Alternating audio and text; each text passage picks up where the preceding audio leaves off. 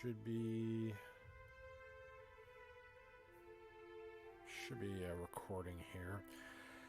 All right. Well, this is our February 15th session, and it's going to be an interesting one, to say the least, for many reasons today. Just as a gentle reminder, I have been traveling and then in the hospital and then setting up conferences for my employer. And just recently had a procedure done. So I am on more medications than I can count with two hands. And some of that may force us to go into a few more frequent breaks during the session recording. So do apologize if that happens. Also starting to pick up a little bit of a cold. So I will try to not sneeze or have too many of the sniffles here, since I've been in places with more sick people than I can count on two hands. With that said, hopefully everybody's doing well today. Rick may or may not be joining us. He's why we started a few minutes late today. He was traveling for his job. He supposedly got back home late last week, but he has not come online, so we're not going to delay the game any further. So, with that, let's do a quick little recap and jump right in, because there is so much content and excitement for today. I honestly can't wait. It's going to be amazing. So, last session, you started out leaving the Druid's Grove. As you were traveling in Aiden while still being assaulted by a freak blizzard, you all were attacked by a band of wolves and what you could only assume to be a werewolf. Having used enchantments on the werewolf to confuse it and drive it off, you focused your efforts on the remaining wolves, who seemed to be a little more supernaturally empowered than a standard wolf. While the fight was rough, you prevailed, also taking the hides of these strange beasts with you. You continued your journey over to one of the farms that was affected not only by the missing children, but also one that the vial of ink from Caleb was found, the same ink that landed him a sentence in the tower's dungeon of Aidenwall. At this farm, you spoke with a curious little gnome named Tinkledink. You learned that Tinkledink was brain damaged, and during your conversations, he sobbingly confessed to stealing Caleb's ink and accidentally framed him in the process for the involvement of the missing children. But during this conversation, you also learned that he saw a quote-unquote mean lady who took a quote-unquote pretty lady to the traders the night before the children of the village were taken by monsters. You spoke with this farmer's brother, a brother who also had missing children and didn't seem to like his other brother very much. He was keeping a secret about his dwarven family, saying that there were many more like him that would be in danger if their secret were to ever get out. You don't know what secret exactly, however, some of you have suspected that there could be another form of lycanthrope in this village. You trudged through the blizzard, making your way to the Twin Traders. It was here that you discovered the presence of a fiend. A fiend that was being held behind the facade of a trading post run by two twin tieflings. It wasn't long before Senosha, your half-orc companion, became influenced by this fiend, who was using her like a puppet, desperately trying to escape. Senosha, under this fiend's control, attacked the traders and caused an alarm. However, you managed to bribe the traders to remain calm about the situation and to help them forget about it. During your conversations of carousing the place to gather more information, Mordecai left the group as the rest of you came up with a plan to more or less break into the establishment, specifically into a secret back room that was discovered. The plan seemed to go swimmingly until you freed the trapped fiend, what you believe to be a succubus, who then killed the traders. She offered to answer one of your questions as a thanks for her newfound freedom. Answering your question, she let you know that the children were taken to a place called the Basilisk Mines. Before you could ask any further questions of this fiend, she traveled through the ground, leaving you to wonder more about the mines. You didn't have to ponder long, as during the conversation, Lodia had killed one of the other monsters that were being held in the back room. In its death throes, it became a magma explosion, setting the trading post on fire. In a panicked scrabble, you quickly grabbed anything that appeared of value: papers, chests, small trinkets, anything easily carried, as you all ran fleeing into the blizzard with the orange glow of the flames at your backs. And this is where we are going to continue today's story. So in retrospect, we probably should have gone straight back to the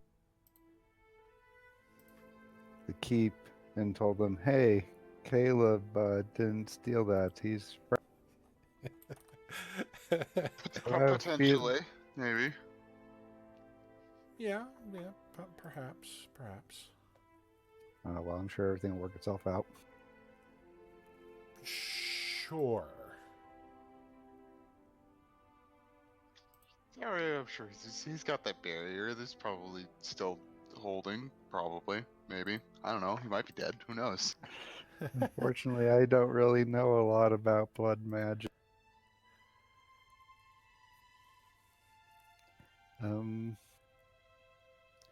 Well, the good news is we do have a travel guide. We should go get him. But where's Mordecai? He was right here, wasn't he? Didn't he go back? Didn't he go back to the inn? Because he wasn't particularly. You know, he was Mordecai. Wasn't he going to that last place that we're supposed to be going to? Oh yeah, the temple. Ah, yes, the temple. He went to the temple. So, Mordecai. Yep. Not long into your journey towards the temple, even with the blizzard stinging winds hitting your face, causing temporary spans of snow blindness, you do get nice views of the town of Aidenwell as you travel up the road and up some of the hills. And as you overlook Aidenwell, not far from where you're at, you notice the soft glow of what you can only assume to be a roaring inferno coming from the Twin Traders establishment.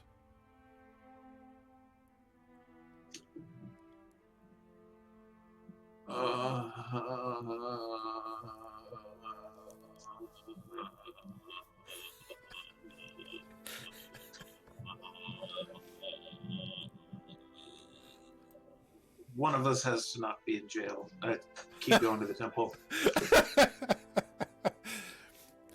I can't imagine him just going, fuck. Like that. Okay. So, Mordecai, the temple is not too far from the trader. You do manage to get there with the blizzard and the snow that you're kind of pushing way through. It is difficult to push through it, but you manage to do so without too much confrontation. There's nothing, there's no wolves attacking you. There's no strange snow beasts or anything like that. And as you approach the cathedral here, the temple, there, it is a multi-floored church. The mostly stone temple, as you can see, was clearly raised recently. Built simplistically, but very soundly.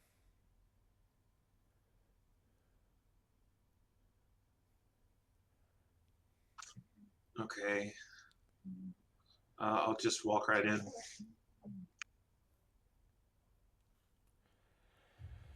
Okay, so let me. I actually have maps of the temple for you. Let's see.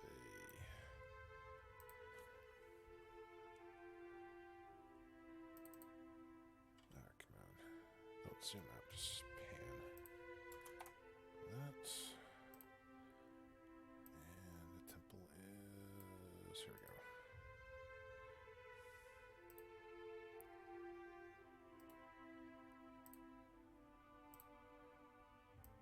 There's a giant Mordecai on the map.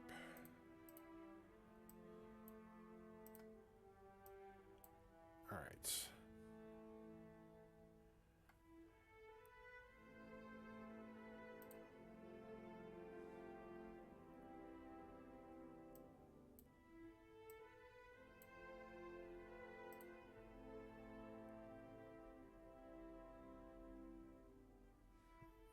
Let's see. In one moment, revealing the areas here. I know it's black for everybody.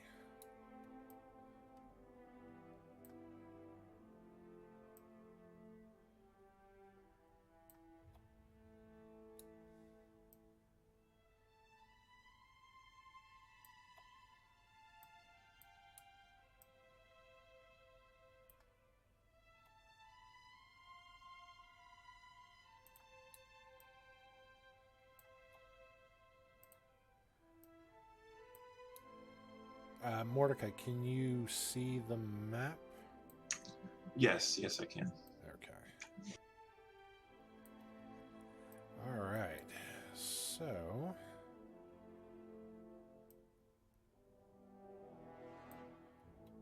Okay.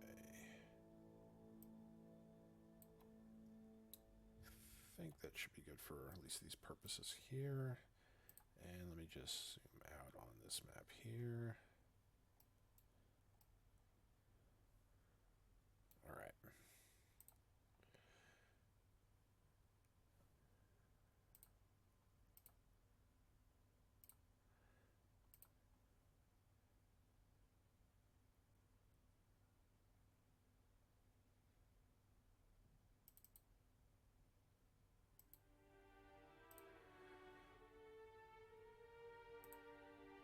So as you make your way into the main floor of the church, this hall here is, at a glance, what you can see where the faithful of Click would come to hear sermons on, the given day of worship. The place seems to be floored in well-polished wood with wooden pillars and a ceiling that extends all the way to the roof that's very high overhead. The walls are painted in various pastoral scenes. There's even tinted glass mosaic windows of various shades of color. So during the day, it would allow to light the halls here. There are no benches, pews, or stools. There's a few candles that just gently light the hall here, but other than that, that is the only light sources inside. You do not see any of the priests or clergy of the church. I'll Keep in go mind, it is in. evening. I'll go in a bit deeper. Okay.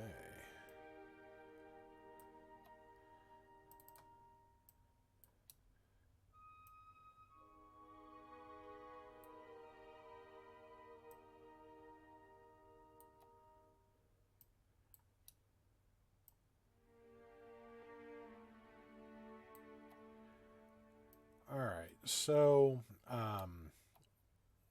where you're at here, this is kind of a little processional. There's this would be where like the worshipers or people being entered into the clergy, or maybe being married and so forth under Click's watchful gaze.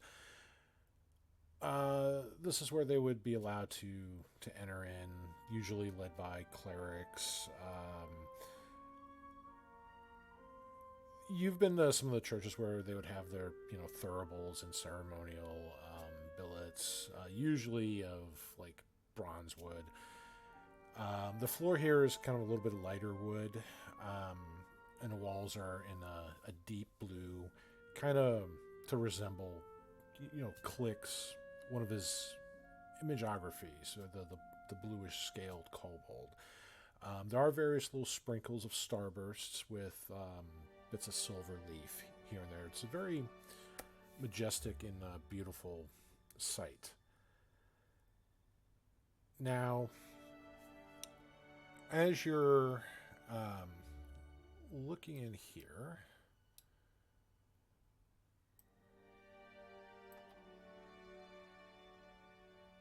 further down the hall, up above you, so I'm trying to pan everything. It's not really fighting, but it's not really quick either.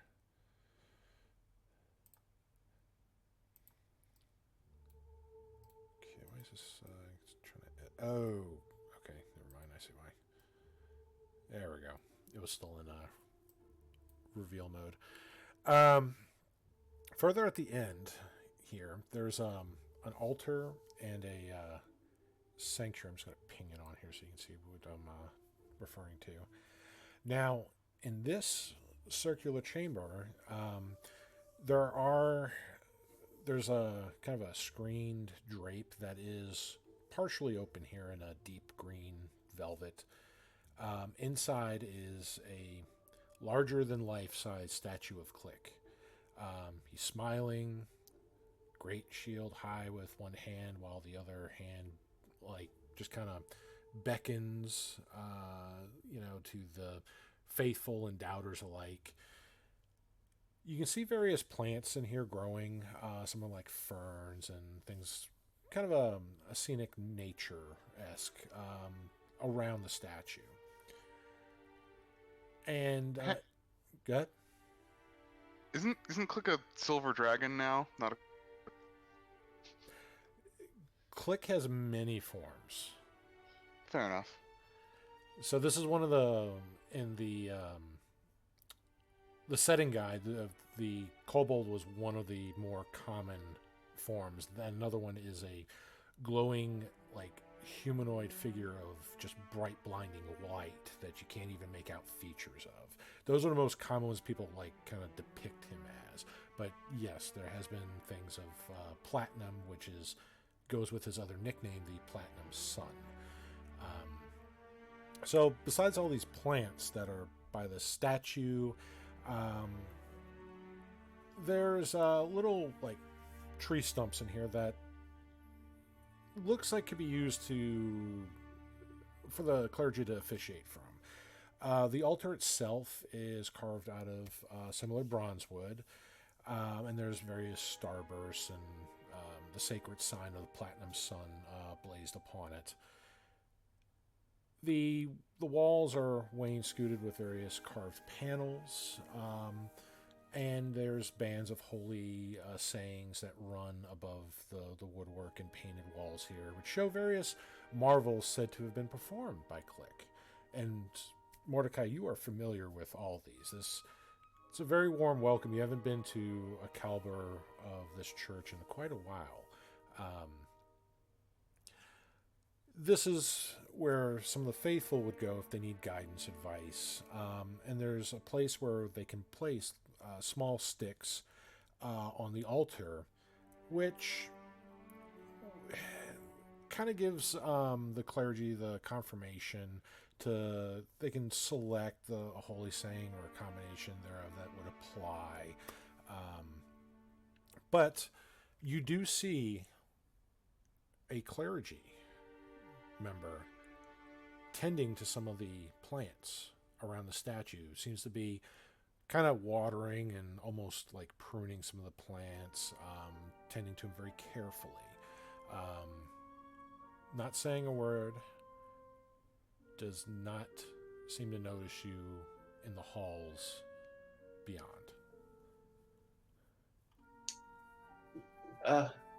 Hello? And the hooded robed figure, and it's kind of a light gray robe with like a little bluish trim and a little bluish sash, kind of stands up and slowly looks, just like hears the echo and just looks, and then sees you down the hallway and puts down the little water pail and starts walking towards the greenish drapes and opens them up a little further and then flips back the hood. And there, where are you?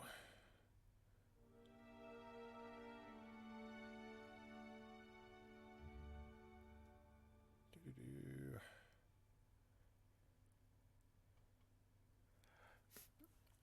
You see an elf with kind of shoulder-length brown hair,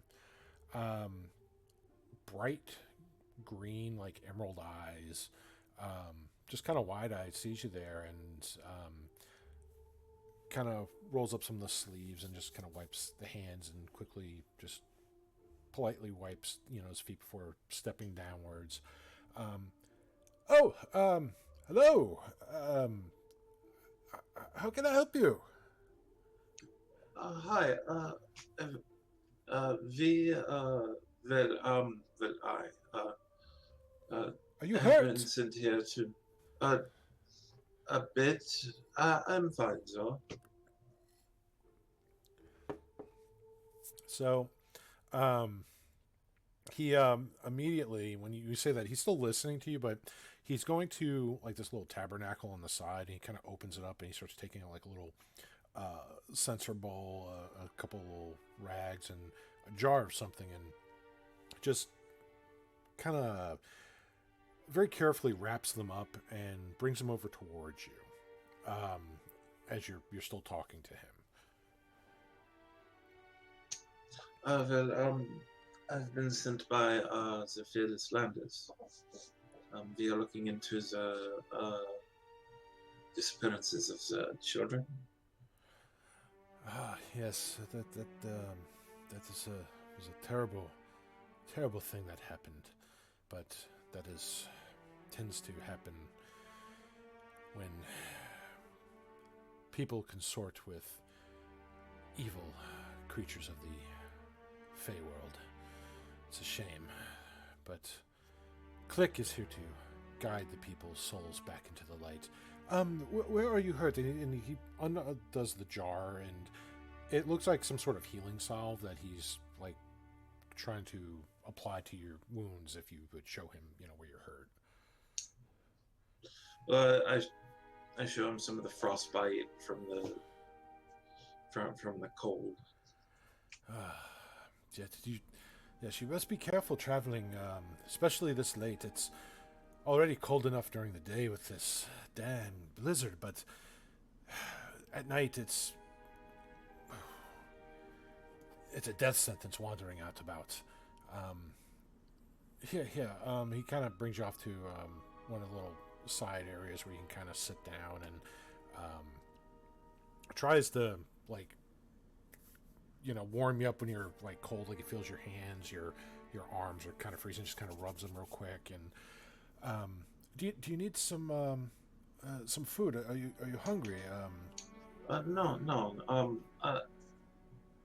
I'm fine. I have the room over at the inn, a bit south from here.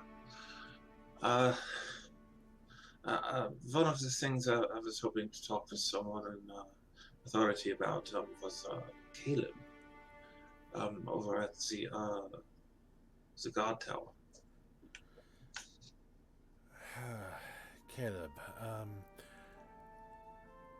He's the one that conspired with the Fae and helped brought this curse upon these people. He did not.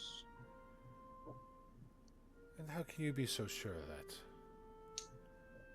The only evidence that was against him was his goods that were found in the area, but those things were stolen, and I've gotten a confession from the boy that did it. I was told that his room was covered in blood glyphs. That is true, but I'm somewhat of an arcanist myself. Those wards, they were protective. They weren't any kind of summonings or attacks. It was something to protect him.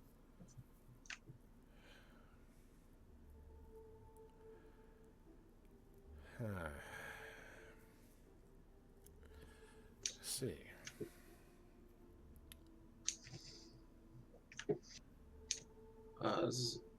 I understand the children, but there's this rivalry between the followers of Newt and the followers of the Platinum Sun. Was this going on before the kidnappings?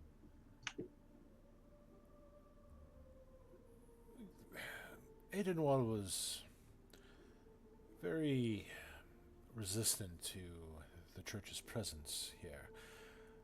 The Archcleric wanted all the citizens of Aidenwall to be more protected in these dark times, especially with the forces of Scythia on the borders of the various kingdoms of Tur. There's no telling when they might assault the Alabaster Plateau or even Holland itself. I assume that's why the military has increased their presence throughout the plateau. The canoness of this church has reached out to the Archcleric directly about the recent happenings with the Fae and the children of the village, but she has not returned yet.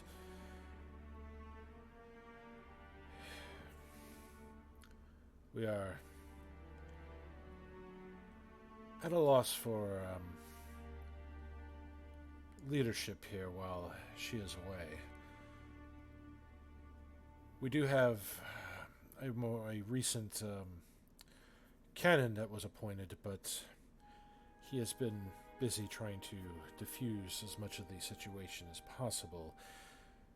But his lack of experience definitely shows. Perhaps I can give some assistance while we are looking for the children. You might have heard of me. My name is Mordecai Illinsby.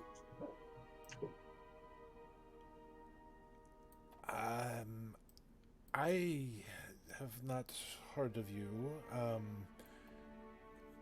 Maybe somebody else in here may have. You are a lander, but have you done many things in the plateau? I've never left the plateau. That is fair. This is my first foray into this area, and aside from taking care of some fiendish type bats and some giants of the wilderness, I have not been able to do much here yet.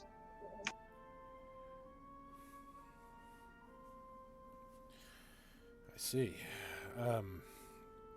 Well, if you can help with the situation between the villagers and our church, and more so with the missing children, that would be a great boon to everyone.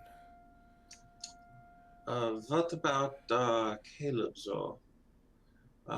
He is not being treated very well, as you can assume. I've heard rumors, but this again falls onto the new canon who's not quite experienced in the expected duties and has not been able to maintain control over the more passionate members of this church. Some have taken to their own ways to try to bring justice and to bring the innocents back unharmed, though the ends do not justify the means. I would agree. I also think that the Grove, they would be a great ally.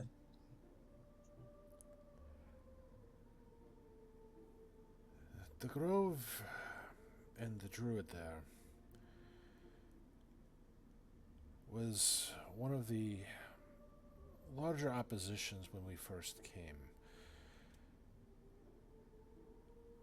They were not supportive of a church being established here. And when the Archcleric and the Viceroy wanted a castle also built here to help protect the citizens, especially from possible invasion, they were not supportive of those endeavors.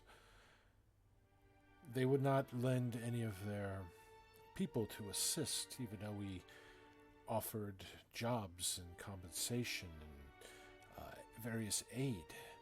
Most of them turned down our help. They wanted nothing to do with Click's religion or even his guiding light.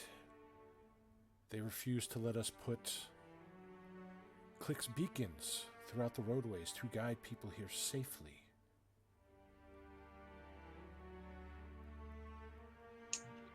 I fear that they may be stuck in some of their older ways, or maybe just too resilient to change.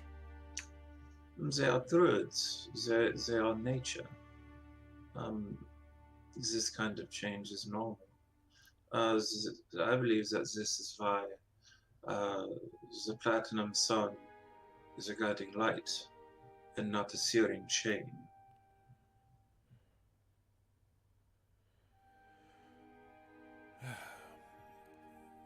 Well, if you are here to investigate, let me show you something. And he guides you back down through the halls and back outside to a little water fountain, like a little water basin. And though some of the waters are frozen on there, there's still some parts where the water just kind of runs freely. And as you're by the basin, you can see that the water here also runs red. The pungent smell of sulfur strong in the air. I believe we are dealing with potentially more than just dark fae. Many things that I have personally seen, and stories that I've heard from the other brothers and sisters, makes me believe that this town, this village, is more than just a crossroads for one realm. These waters normally are tainted like this with the presence of strong fiends, but more specifically from doorways into their realm, ley lines, if you will. I believe there are points in this village where the Fey world, the fiendish world, and our world interject. And something has tipped the balance away from the natural, and we are seeing spillover from their world into ours. I am tempted to say I believe you. I think you may be right in that. Do you mind if I take a sample of these waters? You may, but what worries me is the rivers going through town are also tainted. Some of the brothers who have traveled have said that they've seen tainted waters as far out as a mile from town. If this is true, all the vegetation, the crops, animals will surely perish. And come springtime, the lands will be tainted with this poisonous water that nothing will thrive, no life will grow here. And this village will die slowly of starvation. Where do these rivers run from? Where is their source? A lot of them run off from the mountains, from the snow caps that make their ways through. I don't know how far up the corruption goes, but that is what I've heard from some of the brothers who have traveled around the town.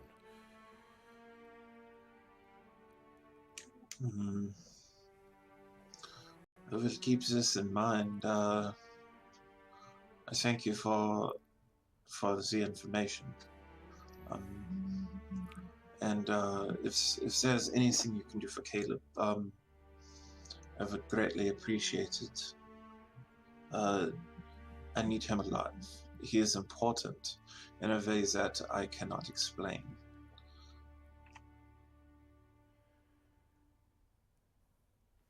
I'll talk to the canon and see what can be done, but again, these people are very passionate and some stuck in their older traditions.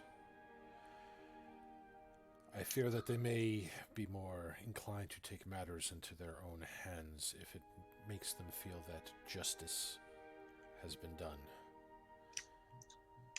Well, my name holds some weight around the temples, at least around Aurora. Uh, Perhaps a donation could be considered by the canon.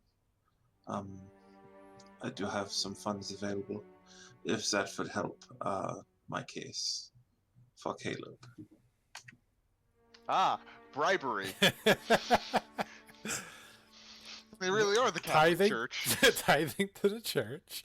I mean that's not unheard of. I mean, even in like to speak to someone like the higher members, usually would require some sort of donation just to have a meeting with those. So that's not entirely, untrue and unethical. I mean, even when you were in the Drugo, you technically gave tithings, for their beliefs. I mean, yeah, but just the way he said it is like, oh well, if I need a little bit more convincing, I might be able to give you a bit of a donation. It's like, yep. I like to think of it as paying a bond. Well, how much do you donate to the church?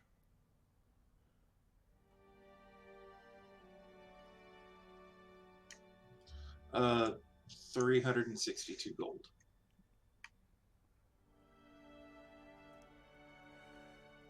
Okay. So he takes that and he puts it into a little like lockbox. And the lockbox is secure with that, and it looks like he's going to probably take that box up where it can be collected more securely and all that. But before he does that, does two things for you. One is he gives you this like small little wooden token. It's got the symbol of the Platinum Sun on one side, and on the other it has like this little painted marking. It looks almost like a capital Y, but just in red. Here, take this. If you do come back to visit, and you would wish to speak to the canon when he is available, or if he is just on site, give this to one of the clergy, and they will allow you private conversation with him. Thank you. Also, if you're going back out in this damned storm, he casts the bless spell upon you. Mordecai will bow his head and receive the blessing. May Click's light guide you safely back home. Remember, please, do not take some of our other clergy's actions to heart. A lot of us do respect the teachings of Click. Kalmer, is one of those, and may Click's blessings be upon you, traveler. And upon you as well. This will not turn my opinion of the church badly, but I am just a bit disappointed. Yeah. But I must go to meet up with the rest of my group. All right. Well, he wishes you well and has given you that spell to help aid you on a safe journey, though. And you can see what's going on at a glance here is that the church is just set up new. Their main leadership is out trying to seek help on all the matters that are going on here. Trying to establish authority. Well, I get it. Well, no. It's a whole town's children were taken away. There's a lot of craziness going on, and the town's at war with itself. They need a little more help, you know, on this. This is kind of like above certain people's pay grade. And Yeah. there's new leadership here that doesn't know what they're doing, and the other members of the church are taking full advantage of this. You know, while the cat's away, the mice are at play. Yeah, it's just kind of sad. Yes. But Mordecai's gonna head back to the inn. Okay. Where you still see the flames of the trader burning brightly in the distance, because you're high up on a hill here where the church is at. So, Outwardly, he looks vaguely interested. Inwardly, he's fuck. so yeah, with that, you're going back to the end now. Everybody else, while Click made his way over here, did you go back to the inn, or did you go somewhere else in the nighttime? Well, I have I to think go we back to the inn I to think we get should probably. Yeah. Okay. find our guide, who hopefully knows where these mines. All right. Well, let us go over to the Dancing Dwarf map here.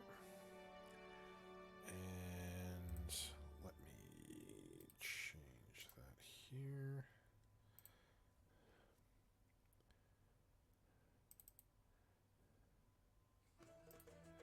Okay.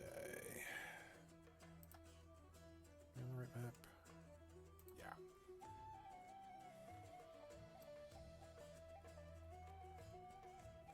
Okay.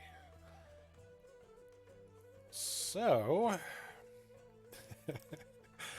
the rest of you make your way back to the inn, and at this time of night, again, it is quite packed in here. Some people, there's some newer faces, some you've seen before, but there's anywhere from like 16 to about 24 people in here. I mean, it's a good bit of people in here. And as you come in to enter and you notice all this, of course, the Arctic winds come in, snow kind of blows in. Everybody just kind of looks in your directions as they hear the howling winds, and the doors just kind of slam as you enter in, even deafening some of the bardic music that's playing in here.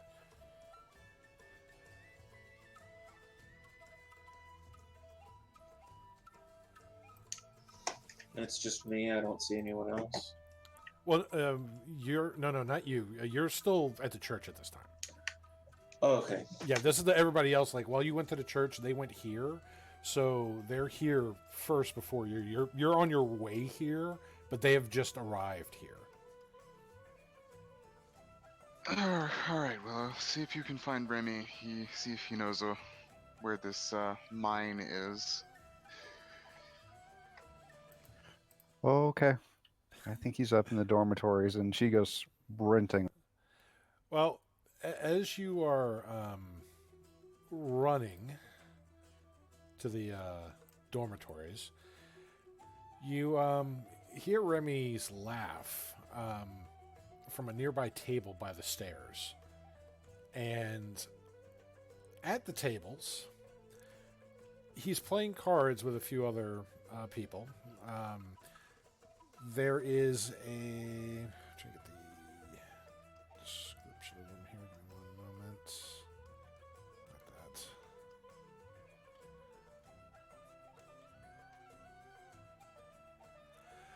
So, there's a kind of a hulking, like, looking half-work. He's got, like, this splint mail on.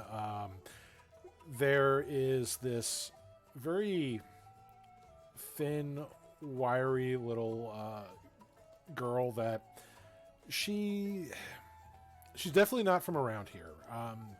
She's got kind of like the slightly lighter color skin, but the almond-shaped eyes with the deep brown irises. You've seen these people before. They come from Tianzia. It's a country a little far off to the east, and there's a another gentleman who's got this almost pencil mustache, has like a leather vest on, these flowery cuffs from his white shirt, and he has this wide kind of like brimmed hats with various little like feathers and things coming off of it. And it seems like him and Remy were like the last two in this bet. And the Remy's just kind of like pulling in some of this pot, and they're getting ready to play another hand. As you spot all of these people, these patrons here.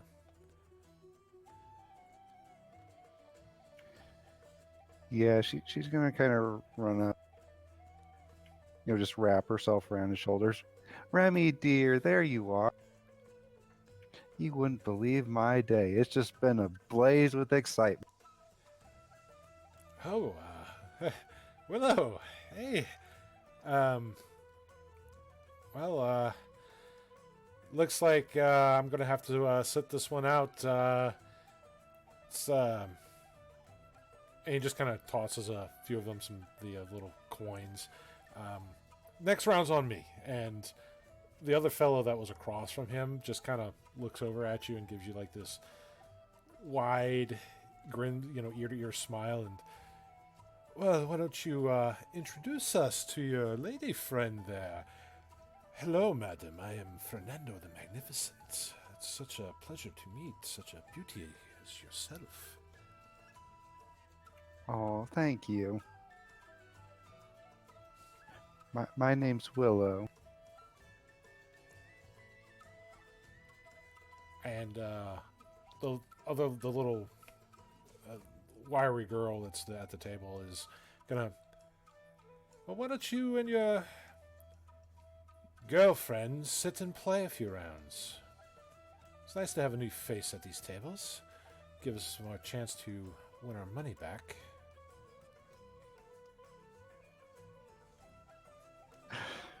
She's gonna kind of look over to where the others are.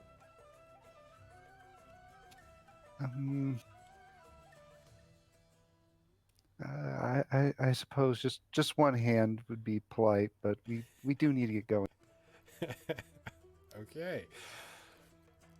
So, you want to play one hand, so I'm assuming all in at this point.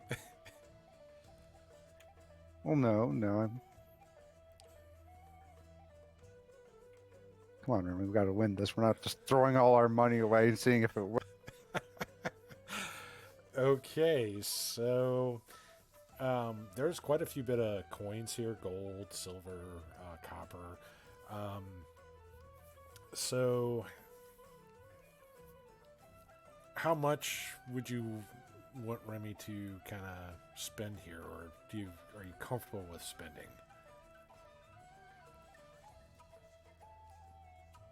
A few gold, few silver. Not just by assessing what the pot size is. Nothing now too the pot extreme. right now the pot is at 50 gold roughly. There's about let's see, probably about 12 silver pieces, give or take, and about another 30 in copper pieces. So we're not going to throw away Mordecai levels of money here. Got it. Remember, this is a lot of money for most people. And walking away would be even more suspicious. All right, dear, let's keep playing then. I couldn't find my friend. Perhaps some of you have seen her.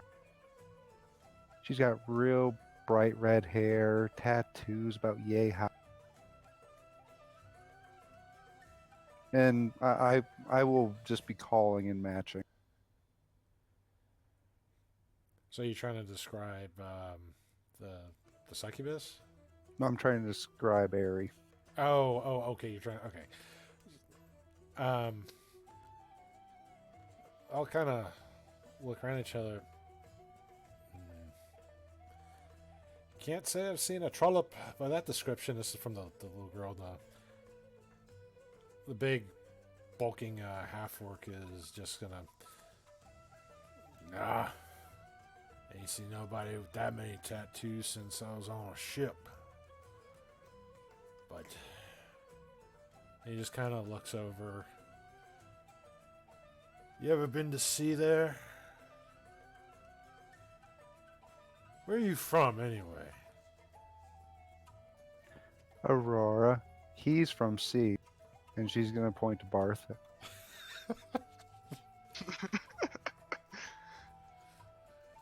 Just going to toss that hand grenade on over. uh,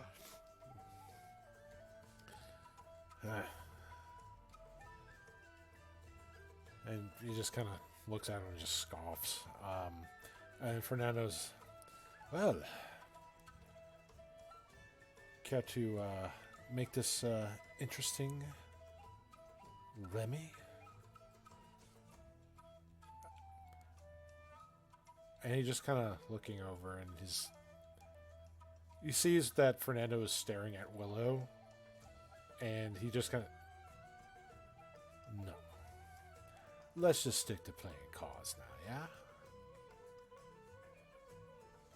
And so, Willow, are you going to set up your own hand, or are you just going to let Remy play? This one hand. Yeah, Willow will join it. Okay. So, in that case, Willow, I would like you to roll 3 dice. I want you to roll a D4, a D6, and a D8 for me.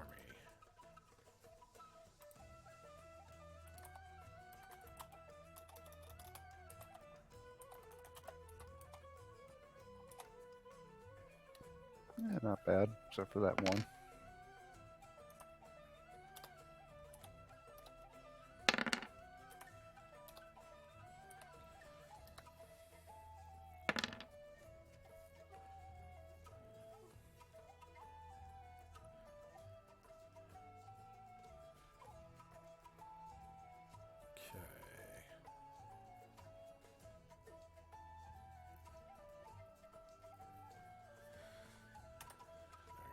This.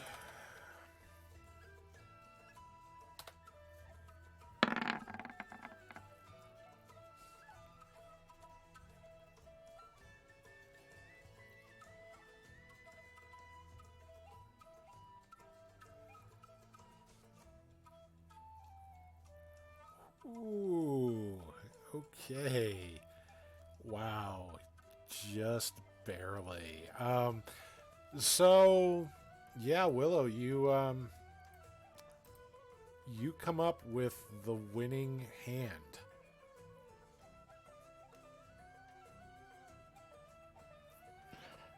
Oh no, I didn't actually want to win. It's not how the game of Deception's played. So yeah, you just won the pot.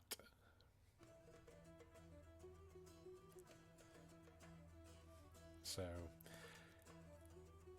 yeah, you've just won 50 gold, 12 silver, and 30 copper pieces.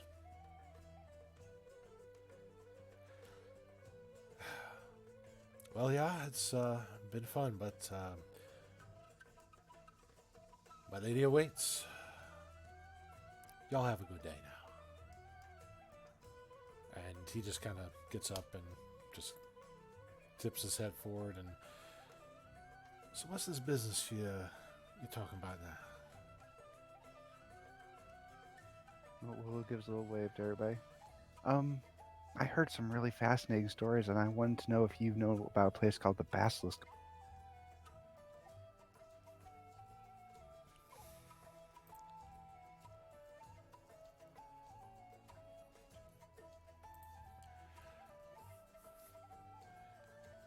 Well, let's see.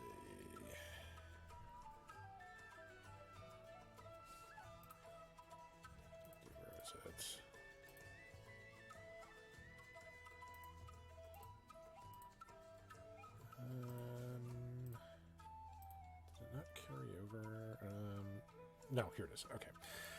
Sorry, the note was on a different page for some reason. You talking about the Basilisk mine share? Mm-hmm. What you want to go there for? Well, that's a long story. You know what? Let's go grab the others and go crash Mordecai's room.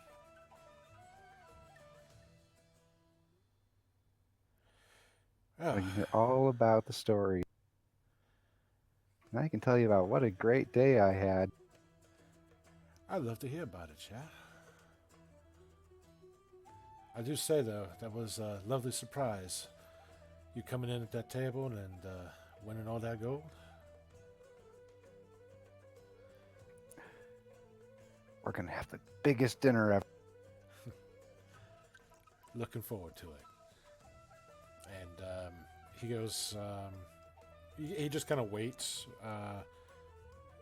with you while waiting, because Mordecai's got the key to his room. Unless y'all want to, break through the wall. Elodia. Hey, Elodia. You want to go Kool-Aid. Okay, that's fine. Let's go open up Mordecai's room and go wait for it. Oh, God. Probably not a good idea. Well, there's not enough room in my room. Oh, There's that's barely enough 2 of us.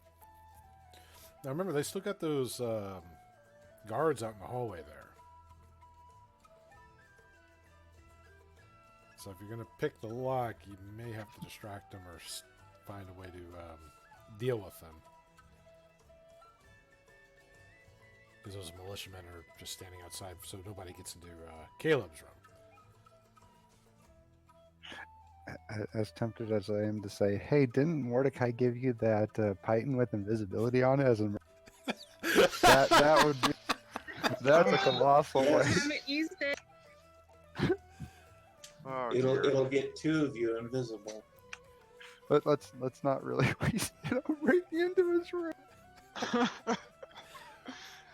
I love it. I love it.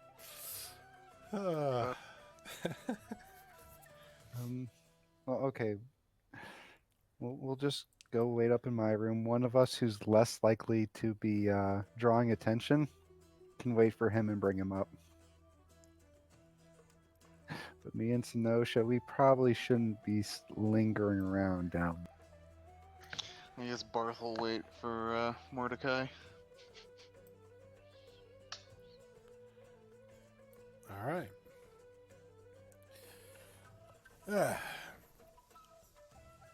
Well, let's see.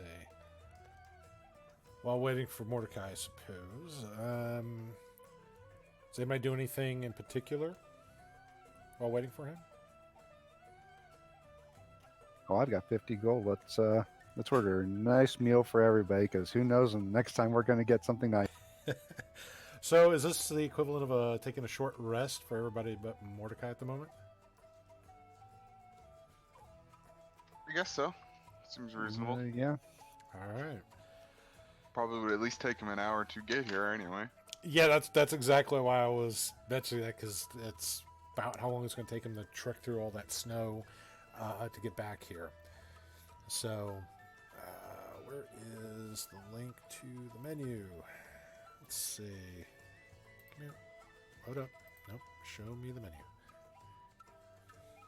So yeah, because that money was gonna buy you really nice stuff. So, pretty much the hearty fare is the good stuff. So.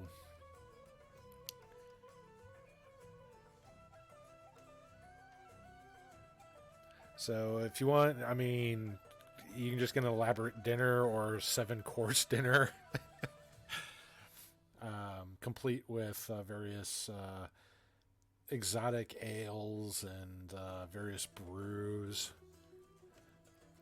Yeah, nice 7-course dinner for everybody, and then one waiting for Mordecai when he gets. Okay. So, yeah, you have the special brandies, this elaborate dinner being served, and of course, exotic tea for him,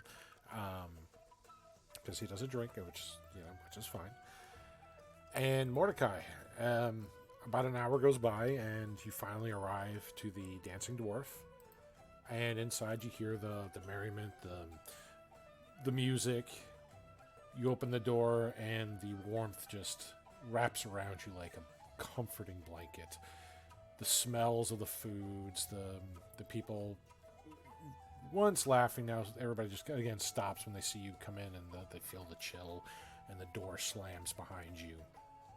You see your compatriots at their table that is filled with all these various delicious looking foods. And they are chowing down. Okay, what are we celebrating? I won a really good game of cards. Okay.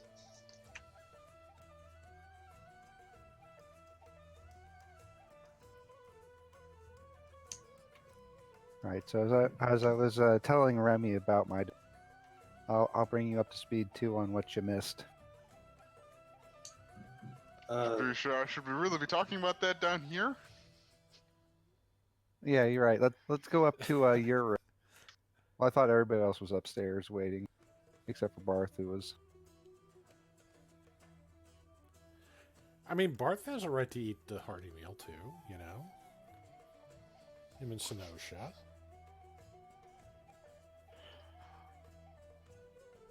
I mean, he's part of the team. What I meant was Senosha and Willow, who were witnessed, before the burning down of a tavern. Probably shouldn't be not tavern and a trader post. Whoa! What did you have already tipped my planned? Well, Tipped your hat there. Well, I guess I'm gonna have to start the blaze now. Well, technically, it was Elodie that started the last one, so you may want to just let the fire starter do it again. I may have told her to do it though. and don't worry about it.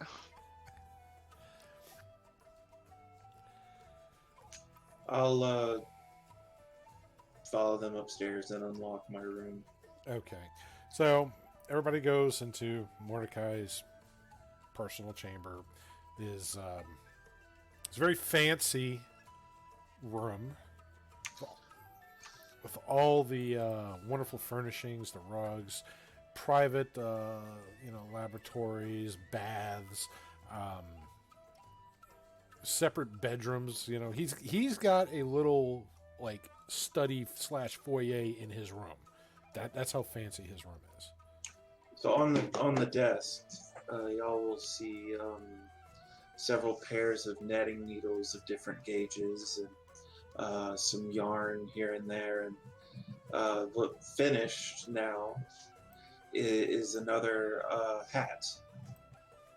And when he enters the room, he'll actually untie the octopus knitted cap and set it down on the desk and switch to the other hat, which looks like it's a brown cap, but all over the cap, almost in the style of those white pompadour, those white judge wigs, but instead of hair, it's like scrolls coming off and flowing down with fake writing knitted into them, and he'll take two of the strings and tie it off on his head and say, "Okay." You Now, certainly have an interesting choice of fashion, Mordecai. oh, this is another one of my magical items. Again, my statement still stands. But we should probably fill you in on what happened. Well, Yeah, what happened? Well, as we were attempting to rescue the one of the other creatures that was being held captive, managed to escape. It sadly killed the 2 traders before we could put it down. And then when it and then once it expired, it exploded into lava, which then set the entire trade post on fire, and we had to escape. We did manage to free the captive, and she did give us information about where the children are being held captive in a place called Basilisk Mine. I feel like I have to roll insight. I don't want to, but I feel like I have to. And remember, y'all still have all that stuff that you took from there too. Well, yeah, we saved some of the stuff from being burned in the fire. You know, what else could we do? You need the resources to help us save the kid. Because when I was there, I detected presences of fiends. Yeah, actually, and I'll pull out a water skin that's filled with the water from that sulfur, and I'll toss it to Aerie. Like, don't drink it, but All right, this is tainted water. If you want to roll insight, there's my deception. You have an advantage. Well, actually, no, I don't have deception on. I keep forgetting that's like the It's one. fine. I believe you. You totally believe. Hey, man, Bart's the trustworthy guy. Yeah, come on. He's Come on. probably the Willow most is totally a out half of orc. all of us. That's really what Bart's happened. not- Yes, Willow. That is exactly what happened. You remember you were there. That's that makes more sense. It's a bit regrettable, but yeah. That water though, it's in the rivers and the springs, tainted with sulfur, likely from the realms of fiends crossing over into this realm here. I'm not sure. Hey, Dave. Yeah. How much does this water look like the blood red water I saw coming out of that fountain? Not anywhere close. The one that you saw in the sewers, that was literally a fountain of blood with a skull basin upon it. It looks like water that's been mixed with like sulfur, so it does have like that reddish tint. It does have that real pungent smell to it. The other one had that copper, like everywhere it just smelled like that copperish, from all the blood. So yeah, it's completely different. That one was very thick, almost like syrup. This is just very watery, almost like cherry Kool-Aid. Doesn't taste like cherry Kool-Aid. I mean, I wouldn't drink it. I wouldn't drink either one of them, but I mean, if your characters do what your characters do. Look, I'm immune to disease, but I don't want to test to see what else is in. The priest says that because of this, the crops, the water supply, it's all tainted and can affect the people of the village very badly. I'm wondering if this may tie into the thing about the children.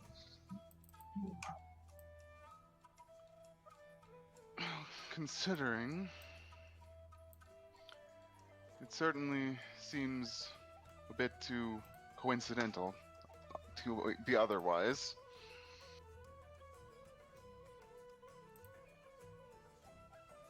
I don't know. I'm starting to wonder if there's multiple things in play here. This is a bit crazy. The erratic behavior by the agents of the Temple of the Platinum Sun, I can explain now. It's not a great explanation, but it is one. The normal canon, the leader of the temple, left to find help and has not yet returned. They have elected a new canon. Von Zet does not know what he is doing, it seems, and the agents of the temple of the lower ranks are taking advantage of the situation to basically take things into their own hands and not get in trouble for anything that would offend the church's teachings. Yeah, that does seem. It seems like a reason. That seems like a reasonable explanation.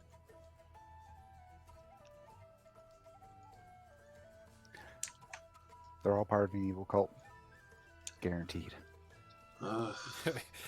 Takes one to know one, right? I'm very bothered by this rivalry, this mean-spirited hatred between the two temples of the town. It should not be like this. But the basilisk's mine, you said? I don't think I've heard of that. How do we find it? Willow grabs Remy and just kind of holds him.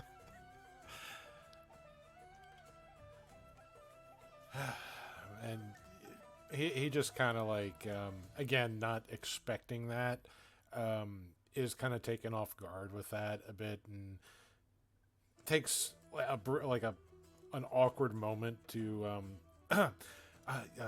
yes, so again, why the interest in the basilisk mines? I already said that's where the children. That's where. That's That's the. well, the mines are located in the cliffs to the west of Aidenwall, but the mines have been abandoned for some time, yeah. Rumor that's said that an angry dragon lives in the mines, ran off all the miners. Well, oh no, exactly. But What better place to? What better place to hide a? Where would you go to? Where else? What better place to hide a bunch of people? Somewhere that people won't go. Don't go. Well, I've heard another reason why people don't go there. Huh? See, long ago, the dwarves and gnomes used to mine silver from there. Then the mines supposedly collapsed, killing some of them. Said that the place is now haunted by some of their spirits, the very angry, vengeful spirits. I don't know which of these stories may be true, but it's enough reasons to be cautious to go there. Even more so if the children are there. Undead. I have a Possibly. bit of a personal grudge. But my spells, my arcane energies are a bit low right now. If you may want to wait until the morning. And it would be quite unwise to try to make that journey. And at this point, at this point in the night.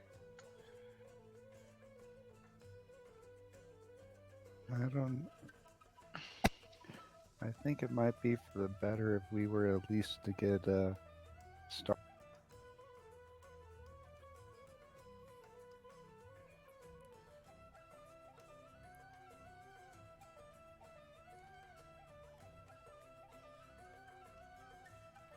Because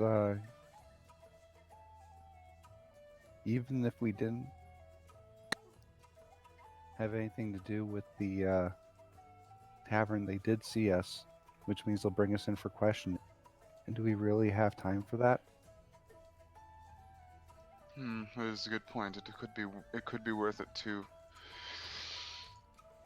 get out of the village for now. We are really going to set up camp in And the wilderness here? Well, I mean, time is of the essence. If we're going to save those kids and help Caleb, isn't it? I can't argue with you, but as I've said, I am a bit low on resources. But if you think that this is the best way, I will go visit. That is fine.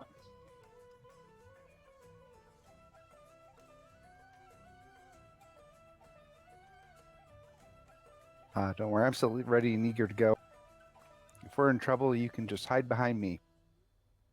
Of course. Thank you. Well, well, Chef, so you're gonna go. We'll pack up and I guess meet by the horses. Should leave a note for the others, yeah? Oh yeah, we probably should do.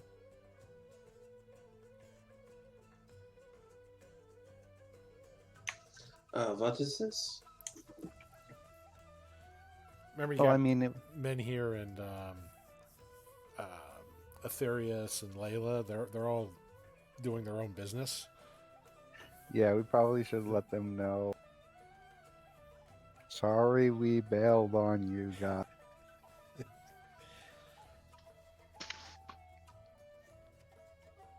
Nothing personal. I think tieflings are just evil.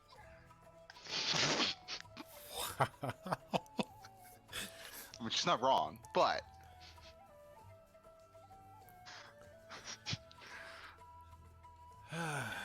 It's racist a bit, but okay. Dryad pretending to be a half-orc who's racist against tieflings. Who knew? don't worry about it. All right. Well, does anybody do anything before leaving the inn and making your way out of town? I eat my share of the hot meal. Oh, okay. So you would get your short rest, basically taking your short rest as well, Mordecai, at that point. Well, it doesn't need to be a short rest. I just want to. Well, everybody else had a chance to be. So I mean, 1 hour shouldn't cripple everybody with that. So Yeah, as long as I don't hear the the yelling of guards. I doubt most Is- of their. I doubt most of the investigation wouldn't happen until the morning, at least, considering the state of the blizzard. So yeah, there's a few things that do work on your side. So if you are leaving tonight, that would give you ample time to get out before the heat starts cranking up. I'll go get Shats out of the stable. Okay. Is anybody low on temp HP? Do we need a rousing speech about how I think we awesome still Willow is have- at card games? I think we still have temp HP from the Grove. Yeah. I mean, we did encounter the werewolves after that, so probably not. I'm showing I have 15 temporary hit points. Which is what you should have from my speech earlier, so we should be good. Yeah, Okay. I have 15 temp hit points as well, so. Yeah, the Grove ones were used up during the battle, but yeah, Willow did give a rousing speech. So y'all should have that little buffer. And as you finish up your meal, Mordecai, and everybody is at the stables gathering your horses, bundling up for those of you who don't have magical protection from the elements. You begin to make your way through the freezing cold and through the main thoroughfare of town and beyond, heading towards the Basilisk Mines.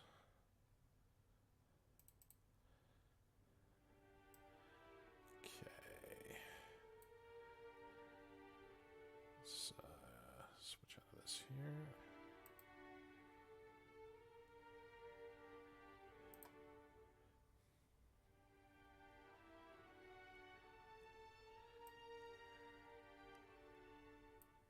All right. So as you are traveling, making your way through the town, I do need to make a roll here. If I can just kind of see everything, would be nice.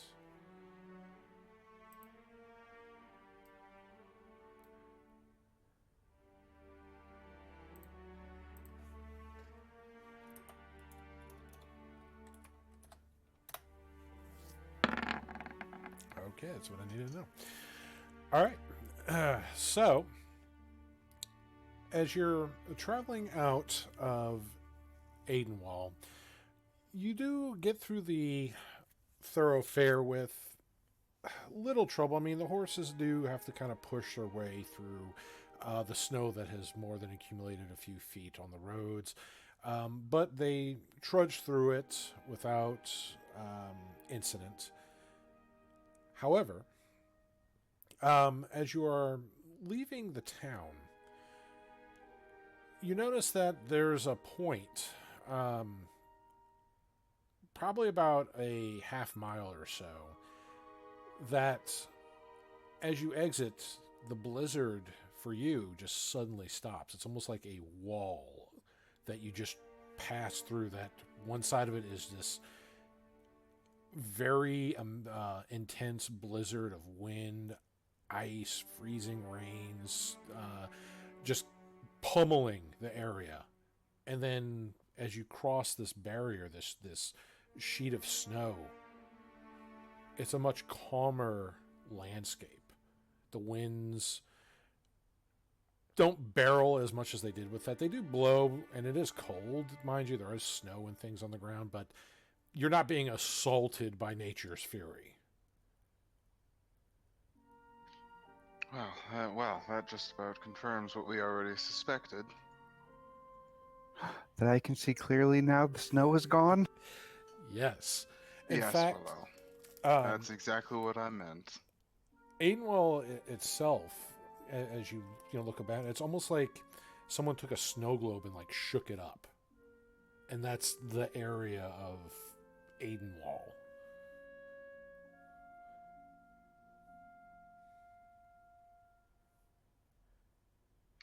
Well, there's definitely some magical interference going on here with this.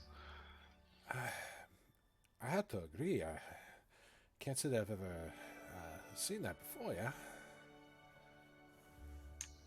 Perhaps there's something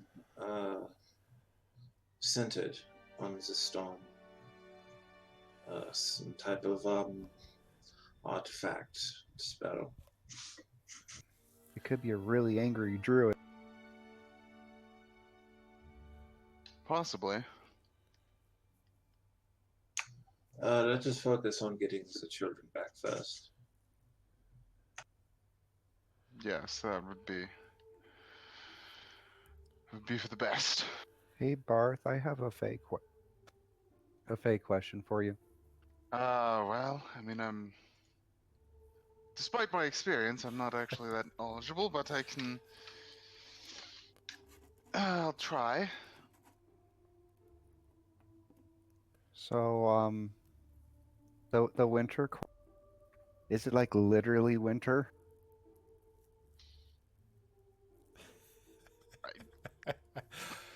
I mean, I don't- Because Would you like Because- Barth to try to make a roll to see if he would know the answer to that? yes. Let's, Okay. Make a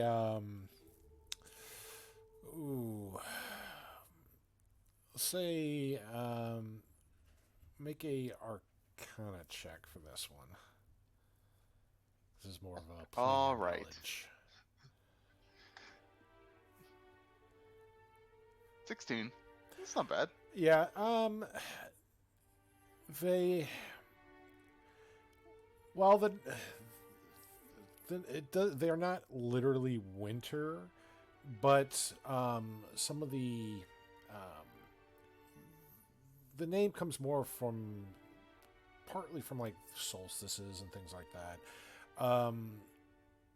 There are fae that do inhibit traits from that season, like Eladrin, which is kind of a painful subject for Willow, as she What are Eladrin? I don't know what you're talking about. had It's one from a always particular winter in court. my heart. But that doesn't mean like they live in winter. It's more of a stasis of mind, mood, that sort of thing. Like the Seelie and Unseelie courts, for example, it's not as simple. It's not like good or evil. It's nothing even close to that. The only thing that resembles kind of the good and evil is there's the regular Fae, which don't always look favorably to, you know, people from your plane. And then there's dark Fae that don't look favorably to people who are not what they consider the dark Fae. You know, it's, if you're not one of us, you're against us. So So it's either they don't particularly like us, or they really don't particularly like us. well, some of them, like, they'll put up with you. They won't straight up murder you. And others, like, they just don't care. Like, what do you think about people from the prime material plane? I don't. You know, they just don't really care about you. They don't go out of their way to care about you either. But they'll talk to you, as you found out personally. The other Fae, the Dark Fae, will try to show you what your insides look like. Because they can, because they don't like you. But they'll also do the same to other Fae. If, you know, if they're not one of them, then they are the enemy. They have their own creed.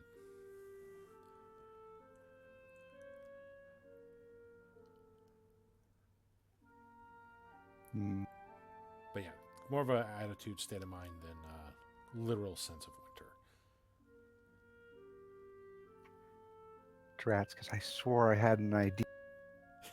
Because you know how there's that group that is opposing Newt? That's kind of why she grabbed it. Yeah, yes, I am aware. And Mordecai said there's a bunch of ley lines here, right? Yes. Yeah, that is what the priest said, yeah. What if they're coming through saying they're Newt, but they're not really Newt? They're Winter. I mean, Ooh. it's not out of the question. It certainly seems plausible. Didn't we fight that thing that was like part of the storm, but was just cold evil, and it was like the first things we fought here in the town. The Oh, snow that devil, was- yes. That was a fiend. It seems a bit on the nose. Sulfur in the water, all this freezing rain and such. I think you may be right. The portals, they're coming through at some point.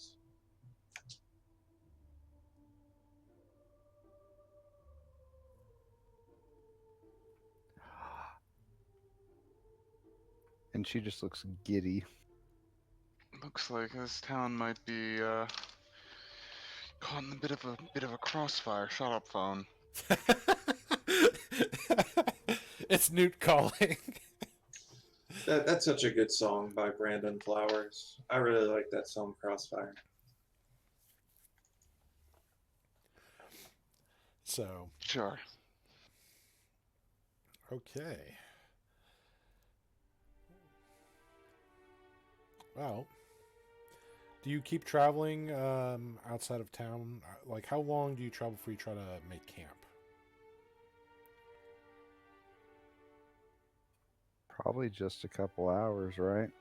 Like, we don't need to get super far away, just... Out of the town proper. Yeah, just far enough that we would have a head start if they gave chase. Not How that, far is the mines? Well, the mines, oh my god, my dog's going crazy.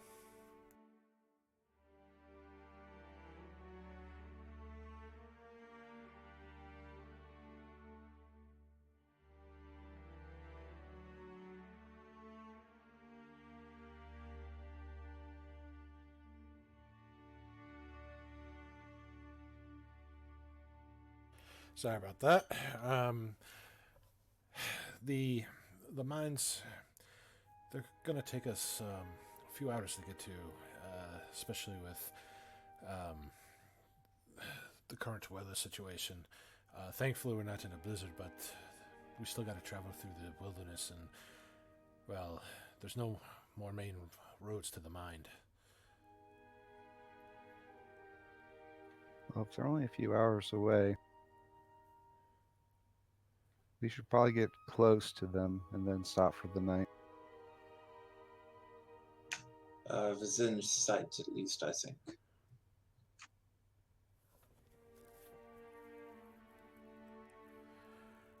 All right. Well, you continue on, and as you do, gotta change a few things here.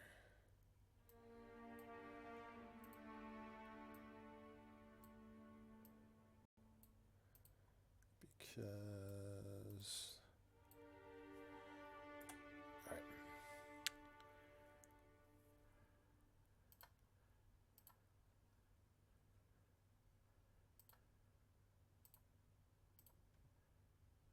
Doo-doo-doo. So, as you're traveling through the wilderness, you're getting kind of closer to the mountains.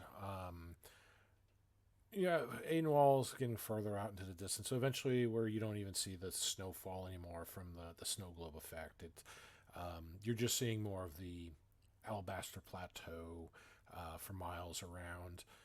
But the mountains getting much larger as you approach, getting to it where it's not too far away. You're not at the entrance to the mines, but it's about an hour or so away from it, if need be. When you get this close to the mountainside, there's some of you notice some icy rocks beginning to kind of tumble down the mountainside ahead, just like.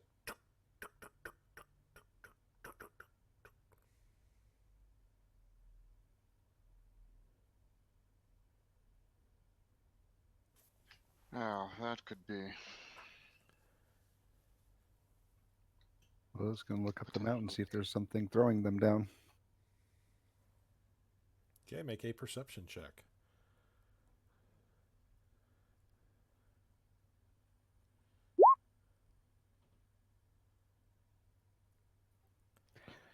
Hello, Nat 20. Okay. So, on that note there, Willow, you are the first to you kind of notice this while everybody's either just not paying much mind to it or not really noticing, just from them just casual glances. While the rocks on the mountain just fall, and you don't really see a source for it, your eyes kind of trail down where some of the rocks were falling, and that is where you notice that the ground is starting to kind of breathe, and a mound is getting kind of bigger, as if something is about to burst from it. I want everybody to roll initiative. However, Willow, since you had a 26 on your perception, I'm going to allow that to be your initiative.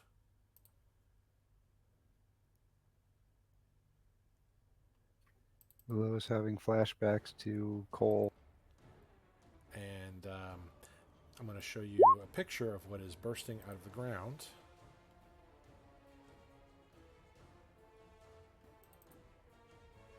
So we got, I'm seeing Barth and Mordecai initiative. I'm not seeing Elodia. I got an Seeing 8. Sunosha. You gotta click your token, or else it won't register it. I'll just roll to make it pop up. Yeah. That that really works in your favor with that. Alrighty.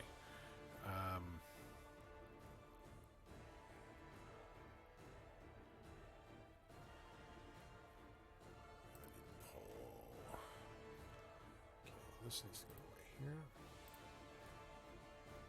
I haven't pulled y'all on the new map yet. Yeah. One moment to do so as trying to pull the handout for the critter here. So you should be arriving on the new map here, and this is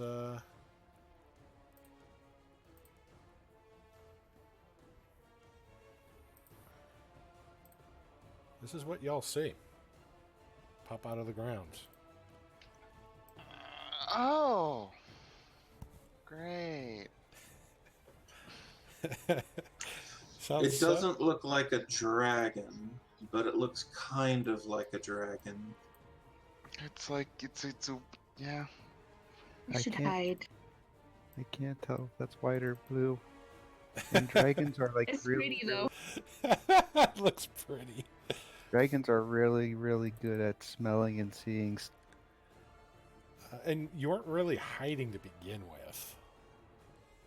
So you were just traveling on horseback down a road.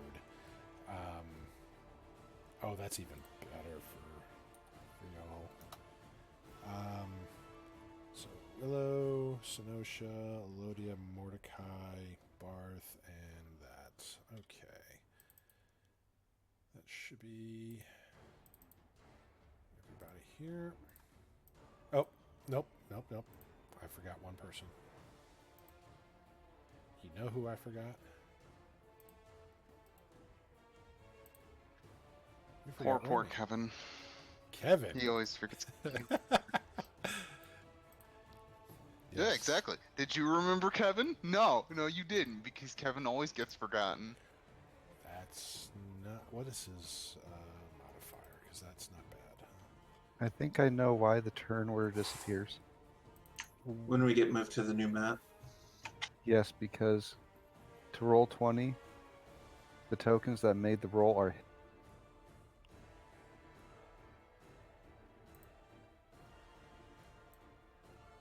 That is possible. Yes. I have a thing to probably fix that in the future. Yeah, because It is annoying. yeah. It's annoying. Is what it is. So that is 17 plus that. That is a 22 for initiative. Okay, Willow, you are going first.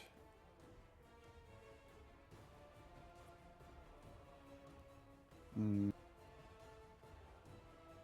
And on one hand, scary dragon. On the other hand, scary dragon. It's okay, Remy. Some dragons are good, just generally not that. now I know you don't have your weapon out, the spiritual weapon. I just have the token on the map here. Oh, okay. So I've been porting that over to each of the maps that you could potentially go to. So no matter who you murder hobo, you will have a spiritual weapon ready on that map. And that was a custom token that Comey came up with. So we just implemented it into the game. Speaking of the game, Willow, how would you like to end this encounter? Well, we're gonna try diplomacy first. We're gonna... Nene, we're gonna move right over here. I can't move Nene. Oh, he might. Oh no, he. Okay, because he's counts as a quote unquote war horse, so I'm just gonna use him as a generic token controlled by show me. So you'll have to pull up the warhorse itself. You can't just double click the token anymore. Gotcha. So that's the only problem with doing that is Roll20 sets it as what the warhorse is, and that's basically not player controlled. As a bonus action, I'll channel divinity to help my persuasion, and then yell out in Draconic. Please excuse us, Mr. Dragon. We didn't mean to disturb you. We're just going by. Don't worry about it. Just kind of snaps its head towards you and just kind of almost tilts it like.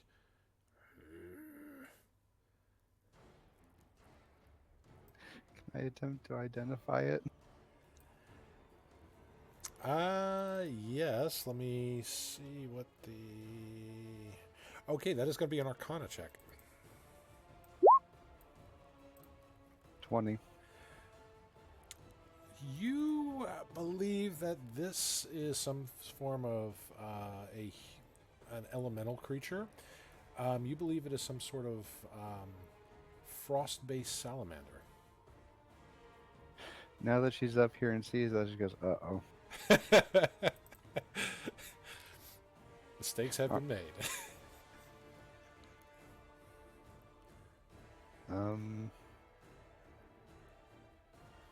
Is 20 feet enough to get me back over? No, that Run, person's Nene, 5 run. feet outside. Alright, so Nene is going to action dash. Bring me back over here.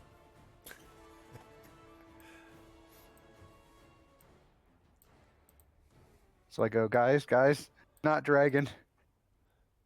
It's a salamander. Is that better or worse? Not likely to be reasoned with. So worse. Got it. But it's not a dragon. So better? Question mark. Dragons can be reasoned with. I mean, yeah, okay, fair, but What's easier to kill? Probably this, but not by much. oh, great. Okay, well, Well, I got an action left, so I'm gonna burn a 3rd level spell.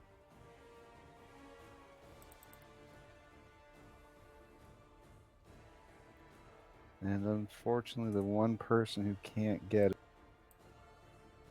Oh, you have an aura active, don't you? Yeah, I'll turn that on here in a moment. Okay.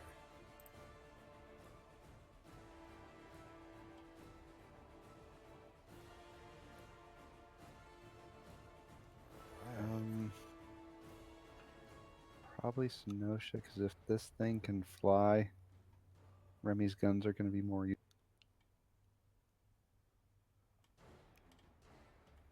But everybody else has blessed.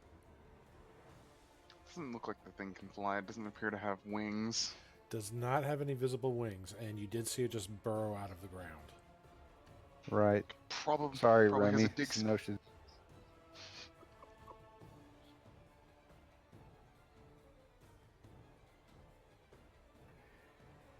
But it's okay, you know. Get your blessing, Remy, as a nice pat on the head. That ends my turn. Okay. Let's see. Remy is going to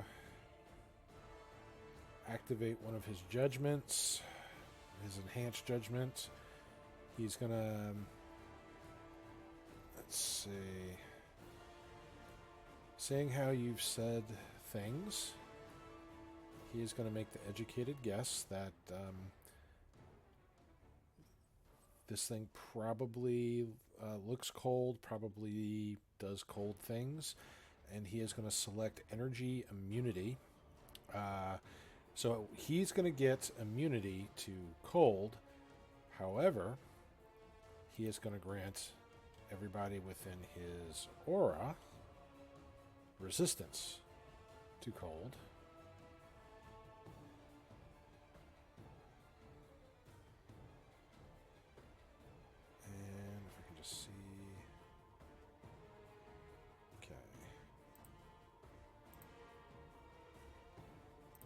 Do resistances don't stack, do they? Nope. No. Yeah, I didn't think so. You know, green will work, I guess. Oh, got that keypad's tied to something else. So that. Wait, that's.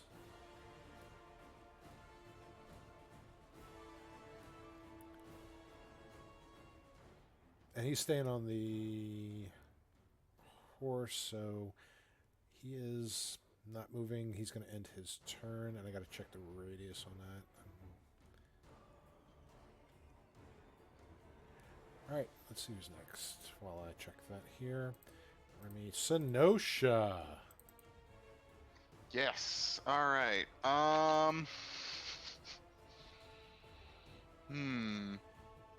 Well.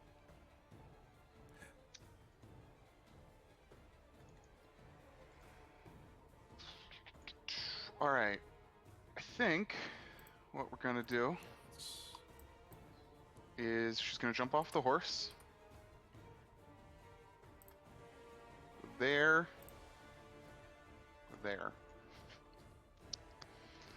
And let's see. What's the distance? Okay.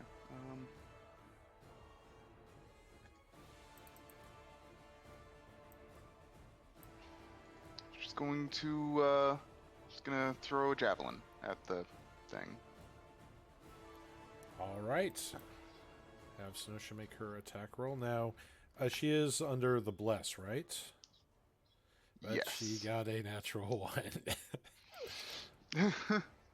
Her hands were colder than she thought. Yeah, apparently. So she throws it way short. She tosses it and it just kind of goes, lands like right in the snow.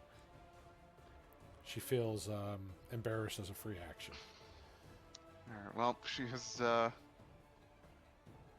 extra attack, so she's gonna throw another javelin. Okay. That time that's probably gonna hit. Well, if it doesn't, you can cry as a free action. No, that does most certainly hit. All right, so, yeah, all right. Well, it's gonna be her turn then. Okay, let me get that on here. Okay. 31 doesn't hit. Yeah, Nene action move. That. Run We're away! going to find a haste potion to make you go even faster. I mean, you did loot some potions. We did indeed. So, all right. Let's see. That ends her turn. Yes, that's her turn. Lodia. This is where Lodia does like insane amounts of Mordecai goes damage. first. Oh, Mordecai. Okay, fine. She defers to Mordecai. What? Okay. Hey, she said you go first. I wouldn't argue with the elf that shoots people in the crotch for insane amounts of damage. That's all I'm saying. Fuck no. I'm gonna move off the horse and over here. And then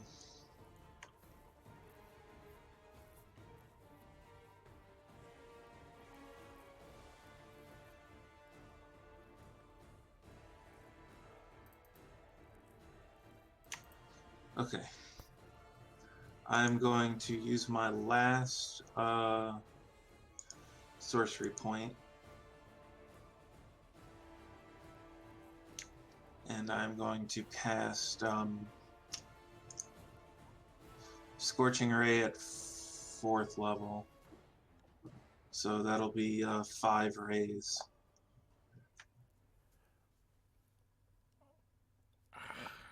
Oh, okay.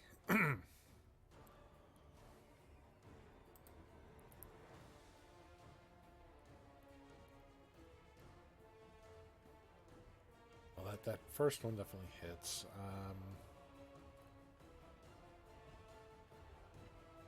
Oh, there's a way to turn it on so it automatically applies. Yeah. Where is that? It's on the gear. And then on the far right column, it's show global attack modifier.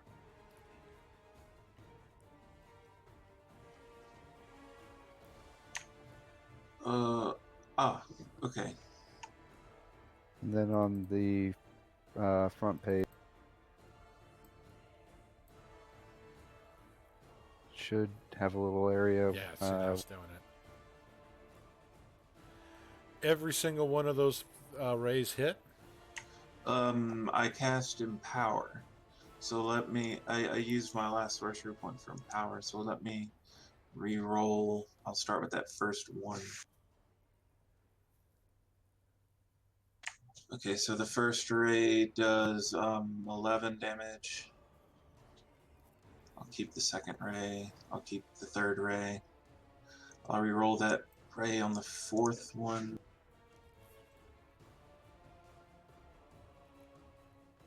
So that's going to be 7 damage on the fourth ray. Okay. Hang on. I'll go after the 3 on that fourth ray. Okay, that's going to be another 2, so 9. And I'll leave the last ray as it is. Okay. Well,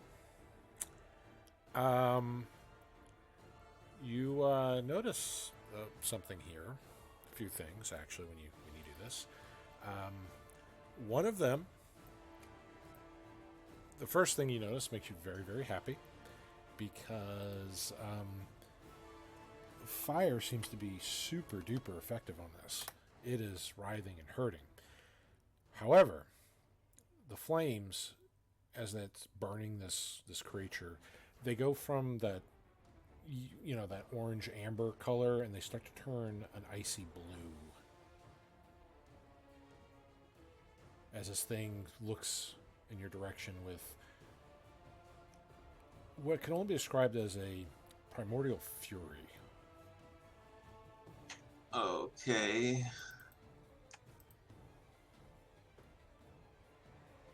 Time to deploy the guard. And does Mordecai do anything else?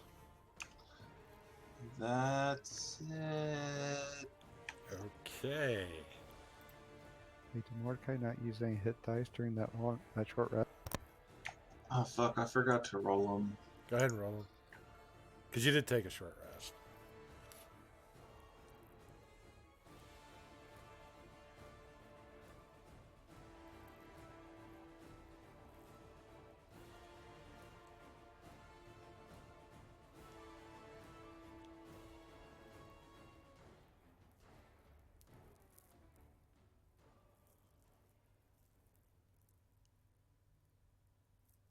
That'll do it. All right. Well, with that, Elodia, you see this thing light up and the flames begin to change color and they still kind of burn around this creature, but they don't look like they're hurting it anymore. Okay, so Hunter's Mark. All right. Put it. I forgot to make the... Well, I didn't have time to make the custom ones, but I do want to make a custom Hunter's Mark. That is going to happen. Oh, Lodi, you have the bless as well. Okay. Well, she still hits.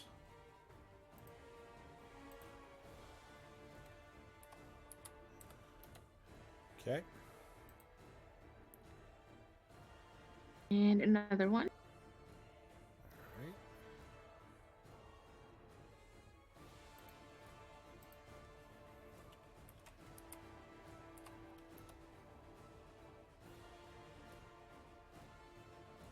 And I'll just stay on the horse for now. Okay. And he seems to be taking full onslaught against your damage, but he's not getting your favorite enemy bonuses. Okay. All right. With that, we come down to Barth. Yes. All right. I'll show you bitches how it's done. Hopefully his horse will not die this time. We make no But, you guarantees. know. We make no guarantees. So, Varth is going to... He's going to hop off his horse and go over here. And he's going to fire off Smelter's Blasts. Is 12 going to hit? 12 is not going to hit it. It just kind of bounces off its scales. Alright, we'll fire the second Eldritch Blast. That, however, does not bounce off the scales, as that punches right through the scales, causing this thing to cry out with a roar. Ah, good. Okay. Well. Let's do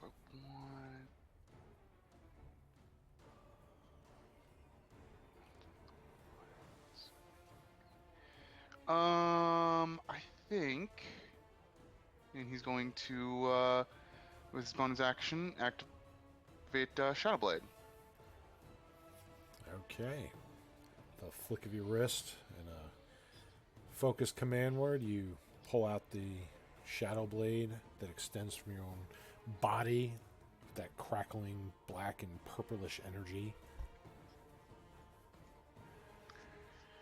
And I believe that's going to be his turn. Okay. Now it shall go.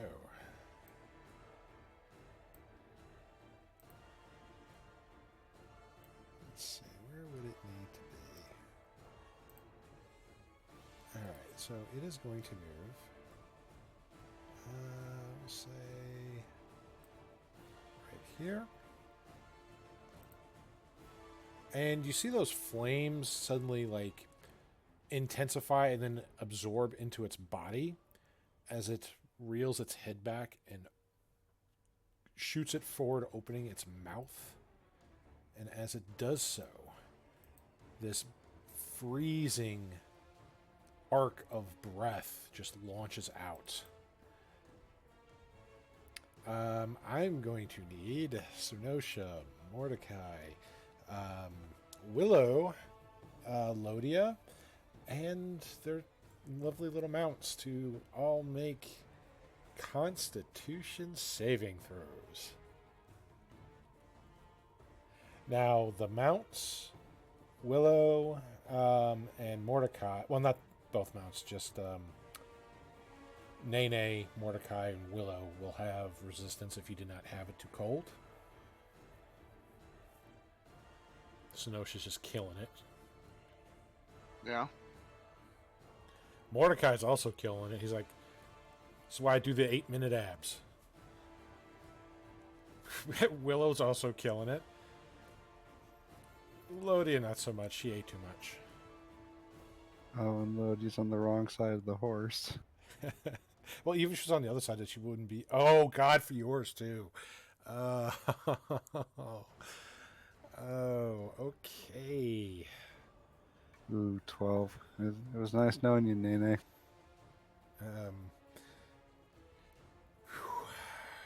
Yeah. Oh, Shats. Oh my God! No. Oh wait, Shats gets the +5, and so does Nene. True. Do they have the hit points? And does a 17 make it? 17 does make it, though Shats is not in the resistance. That is correct. Okay. So those who well, everybody pretty much made it but Elodia. So raw damage, 77 points of cold damage.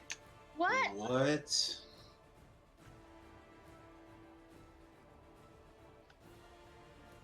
That's a lot of damage. And you get half as much on a save. So now those who made it, everybody else saved, so you get half. But those within Remy's aura take a quarter of that. So they take another half. But if we already have cold resistance, 19. it doesn't stack. Well, for you have your so because you made your save, you take half damage, and then because you're Yep, yep. resistant, you take half of what you save for. I'm sorry, I was just having a stupid moment. Like, I already have it from the boots. What, 70? 77 damage. So that is, of course, I close that out there. Thank you for the temporary hit points, Willow. Yes.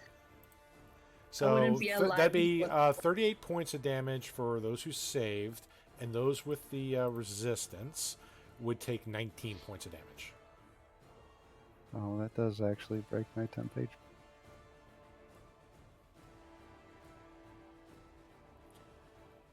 You doing okay over there, Elodia? You look a little cold. I'm hanging in there. She's yeah, she's got icicles on her ears. One of the ears tips like breaks off like glass, just like clink. The poor horses. Oh, they never stood a chance. Wait a minute. 19. Guess how much hit points a war horse has? 19. 19 on the dot. Oh man. So they're They almost made it.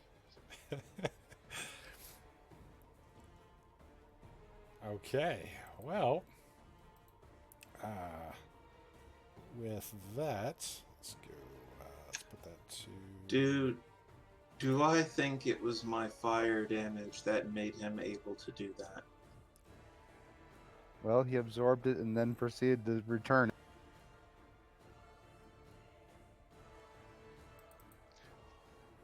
It's possible, Oh boy. and let's see. With that, he still has some movement left. Let's see.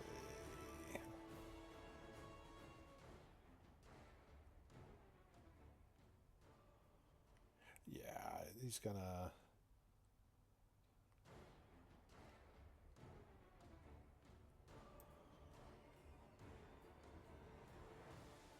Let's see, that is. You know what? I'm gonna move right here. Is that a way he can hit everybody? But he already used his action for the freezing breath. So, yeah, that ends his turn. And it is top of the order to Willow, who is mildly chilly. Alright, well, I've got caught a gut feeling that cold damage ain't going to be too effective. I mean, you can most certainly Really? try. I don't know. I don't know. It might. Who knows? So, only one way to find out: throw a snowball at it. Take that. Yeah.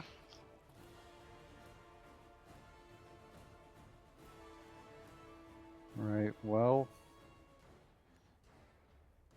we're going to see a weapon I actually haven't had a chance to break out until Willow is going to take off her back what looks like two scythes attached to each other, having to drop her shield to do so. Okay. And she is going to step.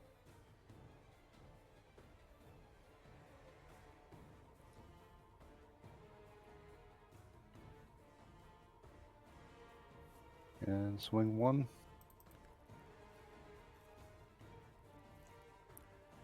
Uh, 15 is not gonna hit. Alright, swing two. Come on, Bless. Come on, we gotta get back into.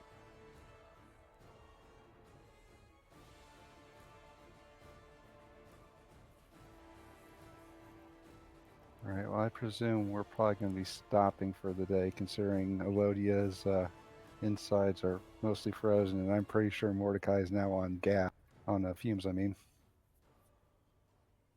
So, bonus action, second level spell. Sorry, that meal is giving me the fumes. Fei Fu just passes right through him. Oh! And out comes a spiritual weapon. Doink! Come on, little hand axe. I believe in you. Come on, little hand axe. I believed in you. Right, so I didn't. 3 attacks didn't roll above a 5. That's just how it rolls sometimes. That's roll 20 just saying F you. Okay.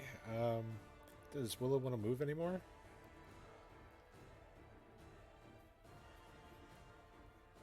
No, because unfortunately I have to make a choice between getting Mordecai in the aura, getting Elodia in the aura. Mordecai looks a lot better.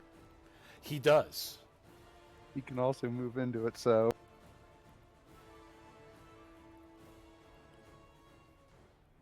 Yeah, that's where I'm going to end. All right. Well, I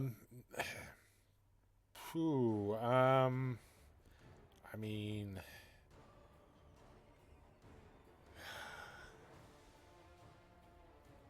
that's going to be kind of minuscule for Elodia, so I don't think switching his aura is going to be a good idea right now. So he's just going to keep that, but he is going to get up from falling down in the snow, and he still can't get close enough to Elodia. Damn it. He's just trying to get everybody into his aura, and he is... Go ahead. Go, and go. Mordecai will point towards Elodia. Oh, okay. They'll probably move away from you guys. You gonna run? I'll just move Okay. far from you guys. Yeah. All right. Well, he's just gonna go full out attack, making 4 attacks with his revolvers, and that is all right.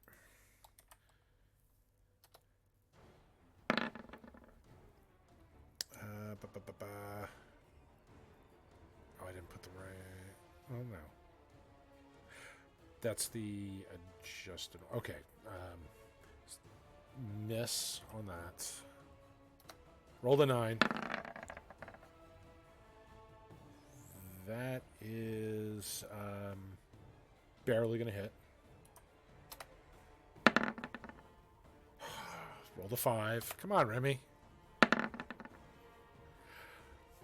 Dice rolling in the opposite direction. He got 1 hit, but that hit is dealt 25 points of damage.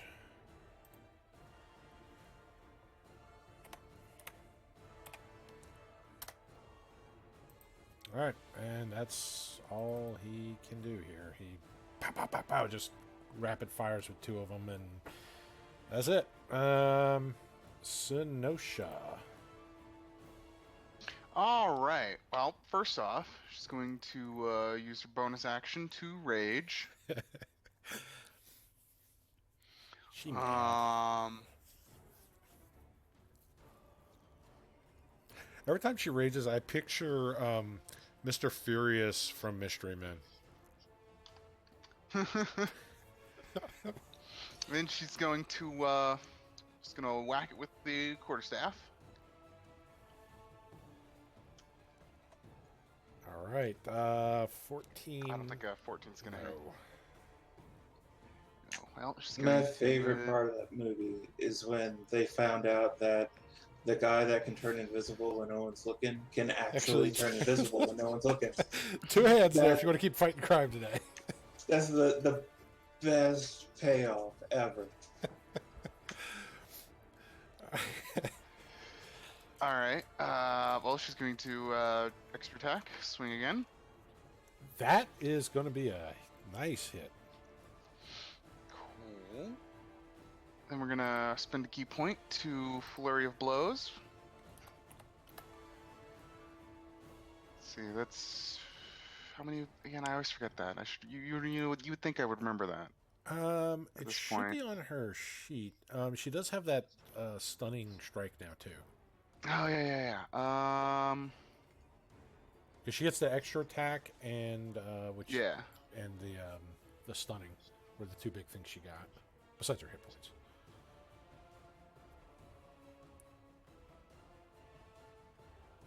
She is marginally more useful now. All right. So So yeah, two. So it'd be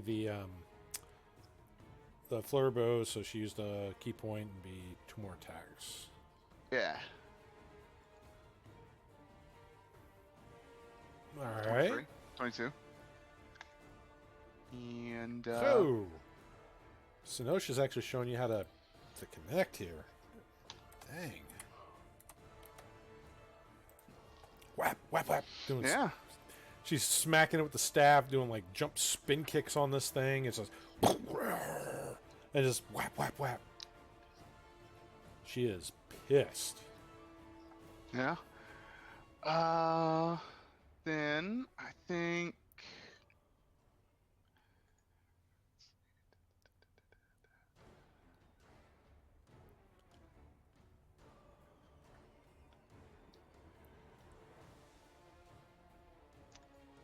That's gonna be. Actually, she's going to spend another key point to do stunning strike. So it's got to pass a DC 13 con save.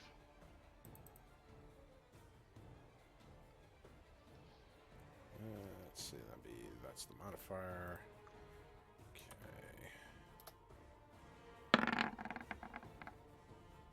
And that blew it out the water. It's 22. All right. Well, that's gonna be her turn. Okay, in that case, we go on to Mordecai. All right, it's time to play artillery cannon with my new ability. I used it earlier, but I pull out my wand of magic missiles and blow all 7 charges at once.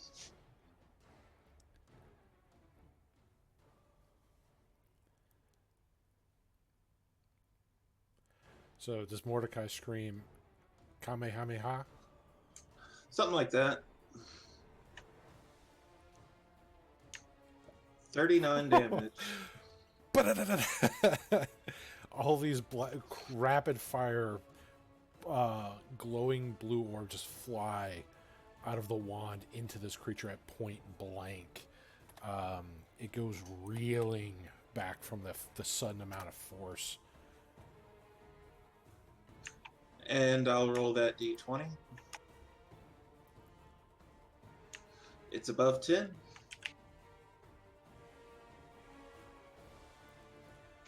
I get 2 charges back. All right. Wait, does that happen unlimited times a day? No, it doesn't.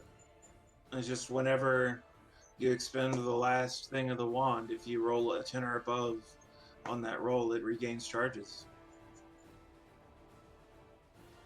Gotcha. That's pretty good. Yeah, that's he's comboing the class with some of the new abilities from campaign specific from the campaign guide, which is kind of what it was meant to be, like a wand staff master. You know, get the most out of magical items. Yeah. So yeah, he's doing it, and he's doing it. The next thing I'll be getting as a feat will be something that lets me add my proficiency modifier as extra charges to the wand, so I'll be able to blow like 9th level magic missiles. All right then. Yeah. Crazy, huh? Speaking of crazy, Elodia, it is your turn. Yeah, so I'm gonna. I shifted over 5 feet. I'm done. I see it, yeah. Okay, I'm gonna move away. I'm gonna go closer to Barth. Okay, as you do that, it's going to take an tap opportunity on you. Really? Yep. They I'll stay It's there. it's long range. its reach is pretty big. Okay, I'll just stay where I am and shoot it. Okay.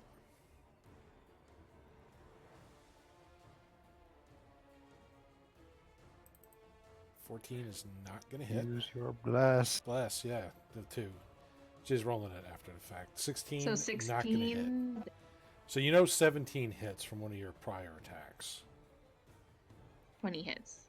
Yes, 20 does hit. And that's it for me. Okay. Barth. Yes. All right. Well, what we're gonna do is we're gonna come charging on over there. Then we're going to attack it with Shadow Blade. Okay. It's gonna hit. That is definitely gonna hit. And my extra attack. 17 That's is a gonna hit. 17. That's gonna hit. Yep. To use we're gonna spend a superiority die to do goading attack.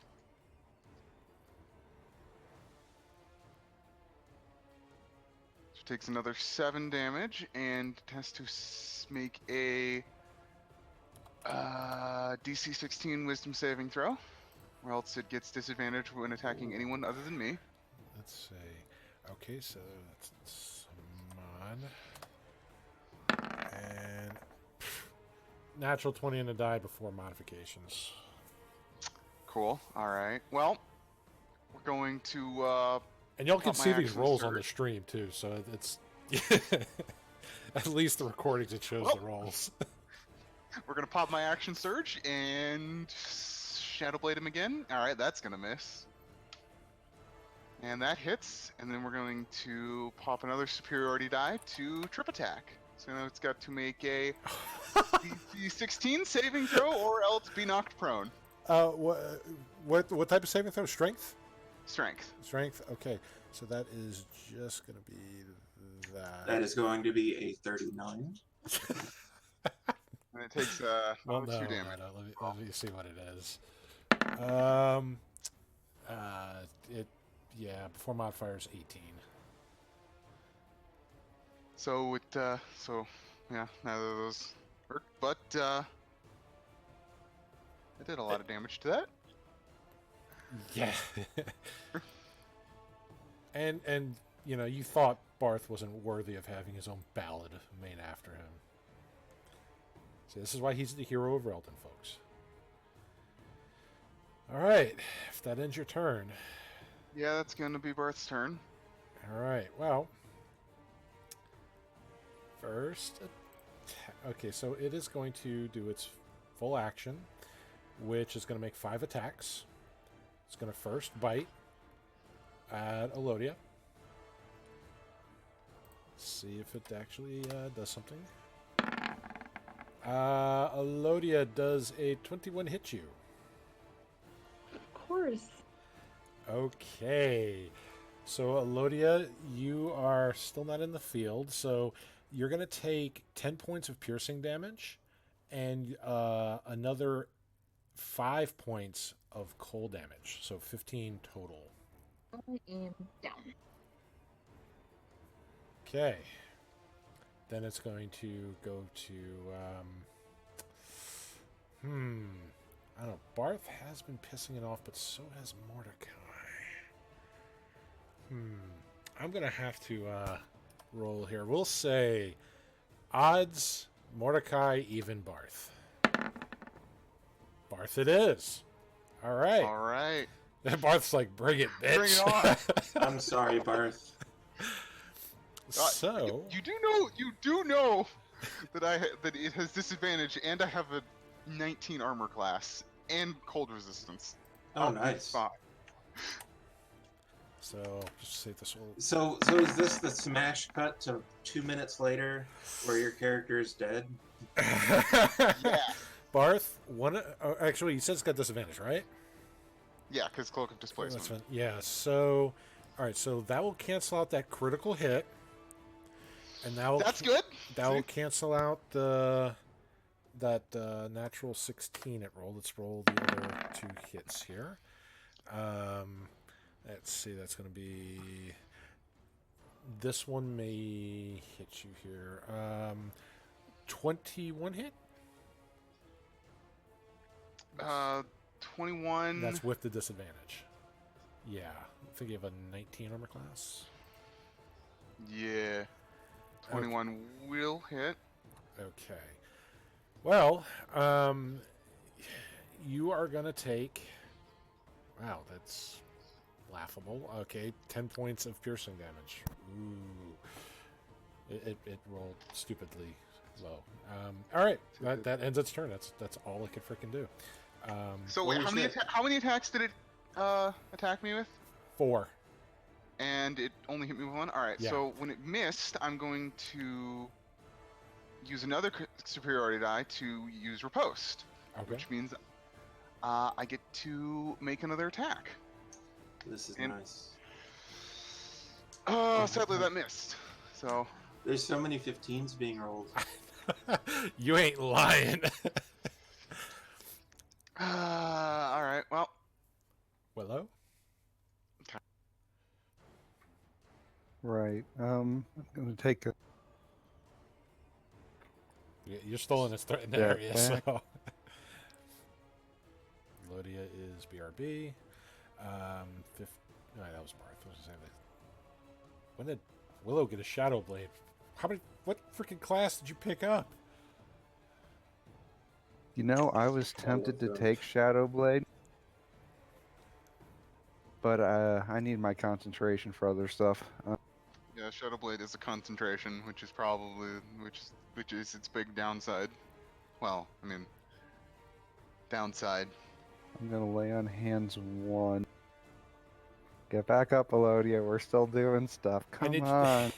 I need you alive to keep me alive when I go down.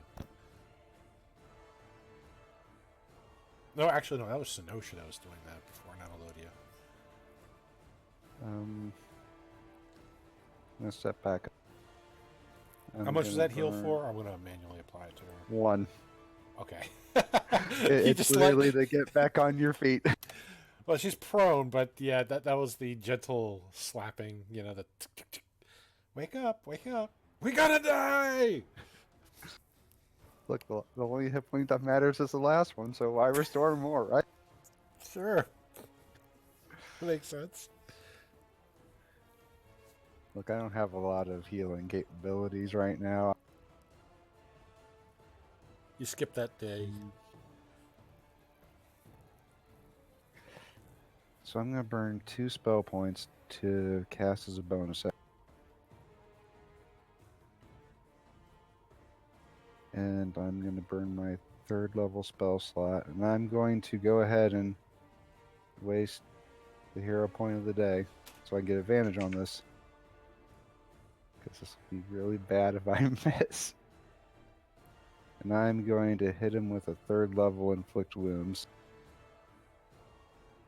Ooh.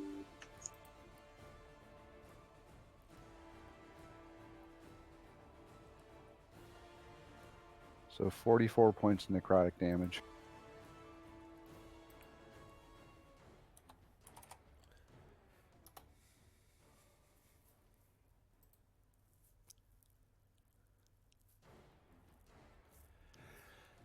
So Willow reaches out and touches someone, and as she touches this creature, you see the scales begin to change from that bluish white to this putrid white and purple.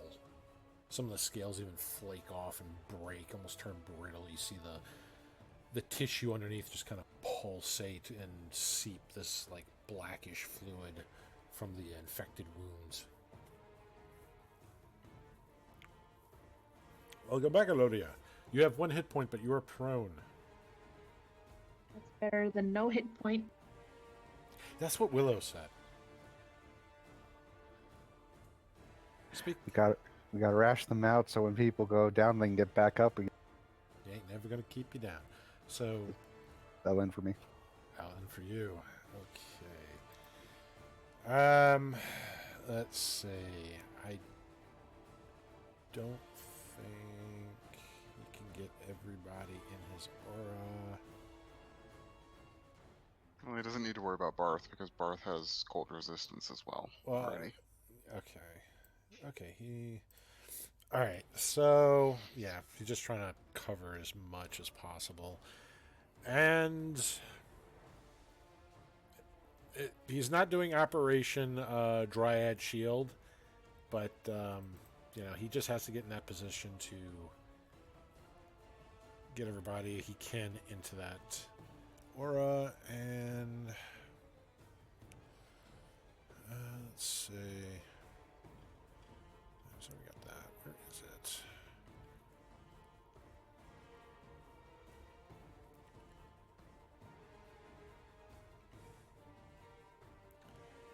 He is going to... yeah, he's going to burn a grit, try to make extra shot from his gun. Actually, no. Because he's already getting... that as the bonus.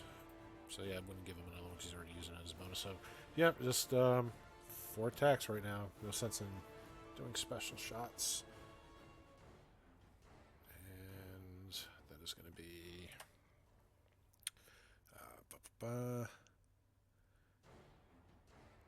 oh, good. I already have it set for this. Jesus, Remy. That is a 14 miss, an 8 a miss, 16 a miss, and a modified 20. So he got 1 hit in. And I can only throw so many blesses around. And well, I mean, 2 of his rolls were single digits. So I mean, he did smack it for 21 points though. So. And that is,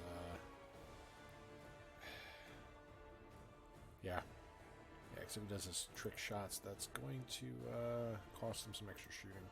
Okay, that's it for him. Zenosha. Yes. All right. We're gonna smack him with the quarterstaff. That's a gonna hell hit. of a smack. We're gonna smack again. Has she That's a- missed? I am not sure. And then key point for flurry of blows. Apparently, this thing is, you know, weak to quarterstaves because she's just kicking its ass. That's another hit, and that's another hit. 15. Actually, that's the first time that it's not gonna hit. She got Alright. too happy and too excited from all the other like dozen hits that she's got it on. So this and the first javelin were the only 2 misses. Yeah. Let's see. I think then. Yeah, that's gonna. Well, actually, you know what? We're gonna try to stun it once more. Okay. DC 13 con save. No, I don't want that many d20s. Just that one, thank you. And 15 before modifiers. All right. Well, it's close. It's a good try. So that's gonna be her turn. Okay. With that, Mordecai.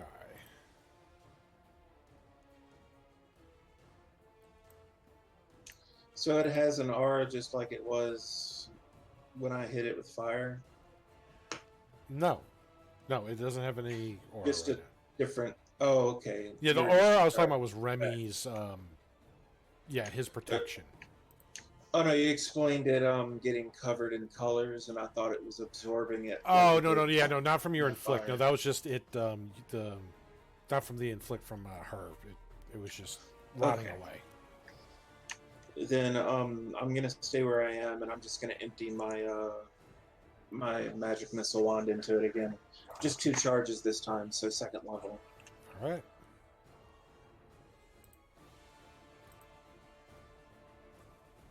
Uh, 14 damage, and I'll roll that d20. Nope, no more charges. Fizzles out. Just.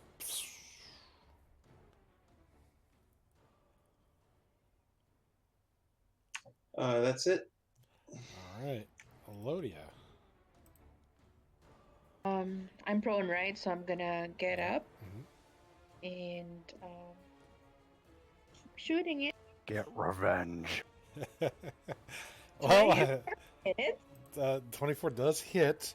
So again, you're kind of aiming for the spot where Willow touched it, and the scales are kind of rotted away. So arrow goes right into it.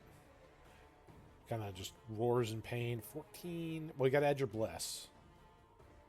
18 does. So that's 16.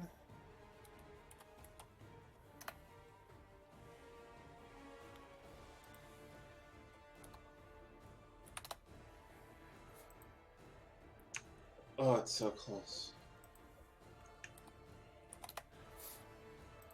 All right. That's it for me. Okay, and here's Barth.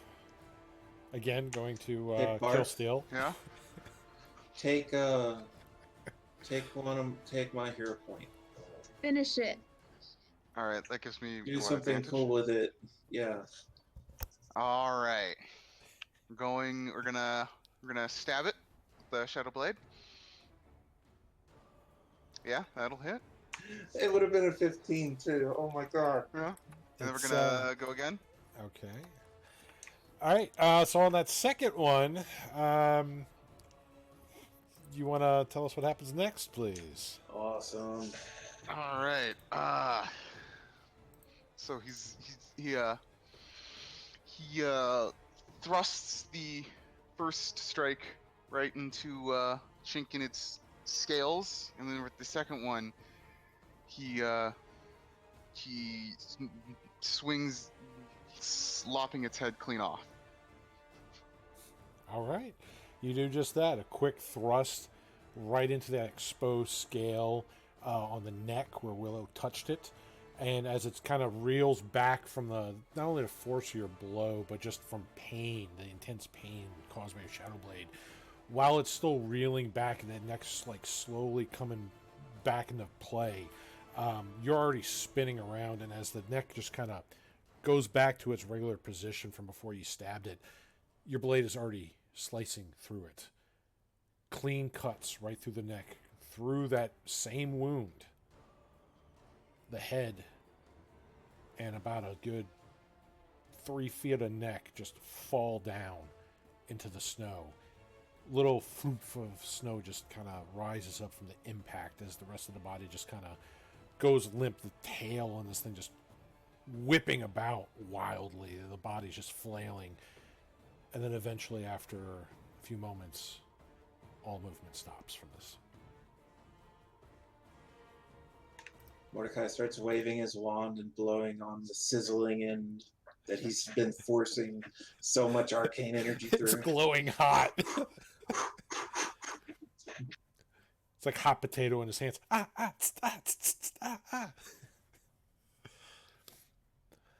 Willow's already got her tools out to try to remove scales and the horns. Well, that went well. Oh, hey, look! My horse didn't die this time. Elodia, I have some, Mordecai points another I'm wand so at the cold, horse. you guys. I have some healing potions if you want to chug a few. I can probably just get cure wounds myself. We are gonna take a long rest, right? You We need to. should. We definitely should. Yeah, definitely after that.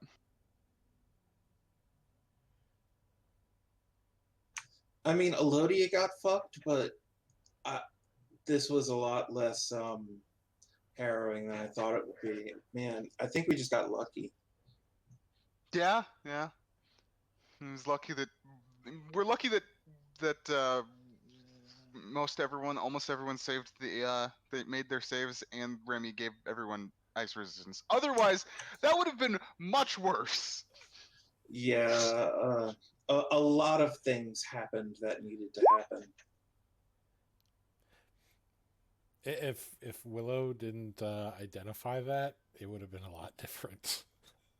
Yeah, yeah.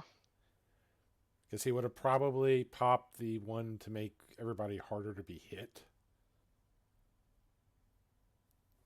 You know, just give you an AC buff. Uh, Certainly would not have been nearly as useful.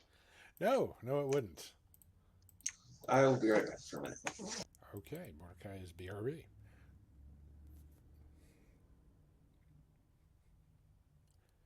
Lodi is casting healing on herself.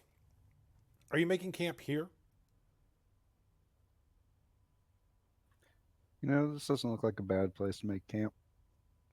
Okay. Willow's going to be working on descaling this thing for a while anyway.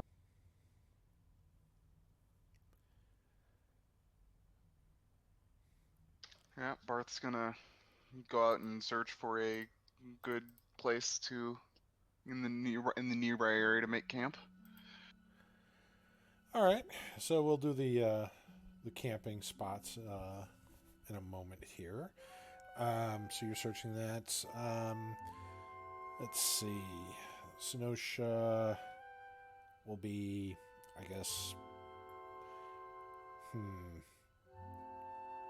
I say he's not here to. I was gonna say like who's gonna be on the cooking duty, who's gonna be on the camouflage, which I think Elodie. I'll do the camouflage. Yeah.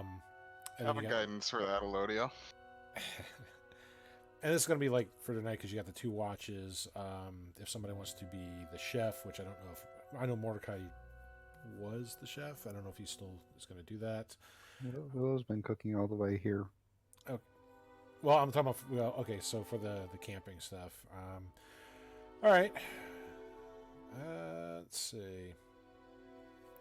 So so Willow, you're descaling this thing, like trying to take parts for it. Make a survival check and do it with advantage because Remy's going to assist.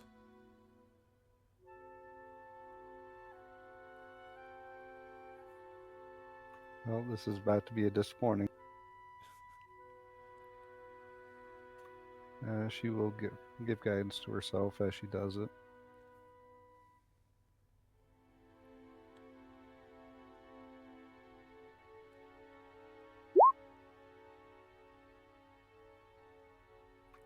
Yeah, she's more focused on making sure the scales are up to her crafting specifications and isn't paying so much attention to the actual proper removal.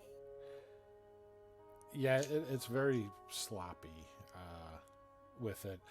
Now, as you're trying to descale this thing and try not to ruin any more of the scales that have already been kind of damaged from all the arcane energies, and welcome back, Mordecai. All the arcane energies and things that have already damaged this beast hide. Remy's just kind of chit-chatting with you.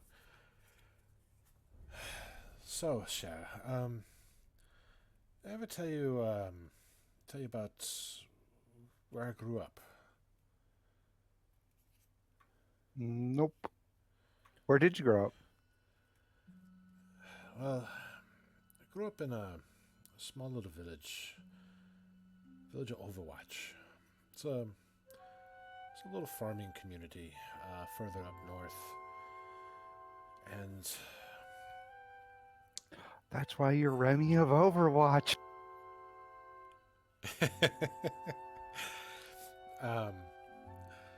Yes, it's a smaller community, but not a very rich community. Most life here tends to prey on itself, and our town was no exception.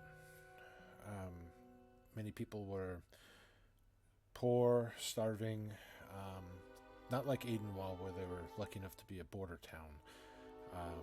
Not many people passing through our community, and the people that we had would try to sell some of the foodstuffs to other neighboring towns, but not all the traders would make it there in one piece or without incident.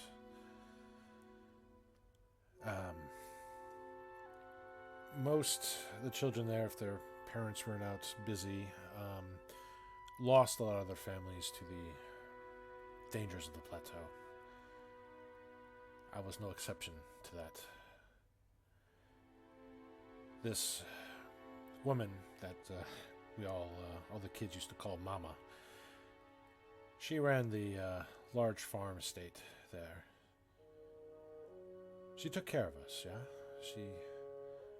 She was good. She kept us honest, kept us from going to the way of the banditry and other quick paths to coin, and she kept the town honest.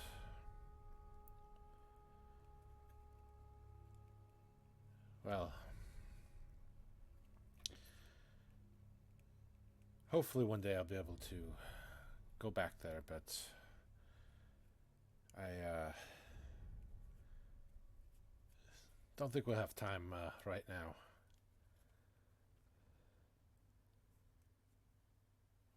How far north is it? It's probably, if we stay on the main roads, about 4 days and another day on the trails. So about 4 up north and about another day, kind of to the northwest. Rami, if you want to go places like that, you just have to say so. You don't get time too much for that in this life as a hired gun, you know? It's, there's so much others right now that need our help and attention. Just something that be nice to just see the old town, how it's been.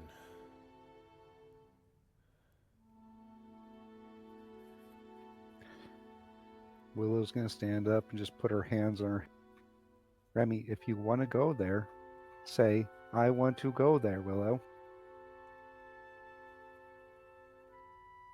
And I'll try to find a way to make it happen.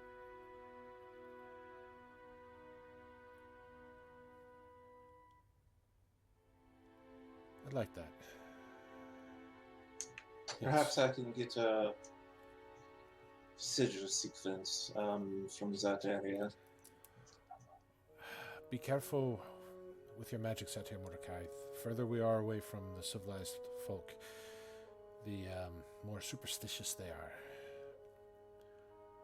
A lot of these people believe in curses and bad magics.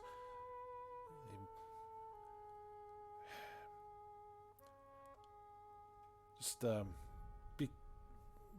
be careful, everyone, using your magics in these smaller hamlets. You don't want to be vilified on the first moment that you arrive. Oh, don't worry, Remy. That's already guaranteed. And we'll go back down to her butchering. Picking up the scales and trying to clean off. And all right, so Lodia's going to do the camp camouflage. Willow is going to provide cooking. Barth has always been volunteering as one of the Both watches. okay. Because he doesn't need to sleep. Yeah. Alrighty. So, with that, I would like Willow to, I believe it was a history for the cooking. Lodia is going to have the stealth, and Barth is going to have perception. Remember, Lodia, you have guidance for that as well. And Barth's also going to give himself guidance for both the watches.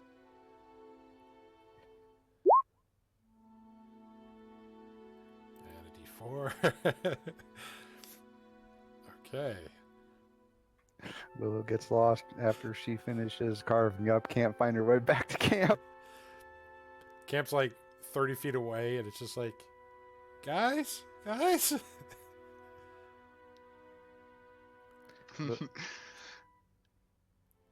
Willow's gonna try to cook food like they'd make in old Remy's hometown.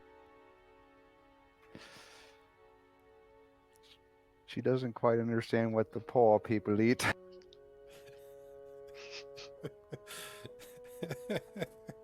You boil rocks in the water, right? That's how you do it.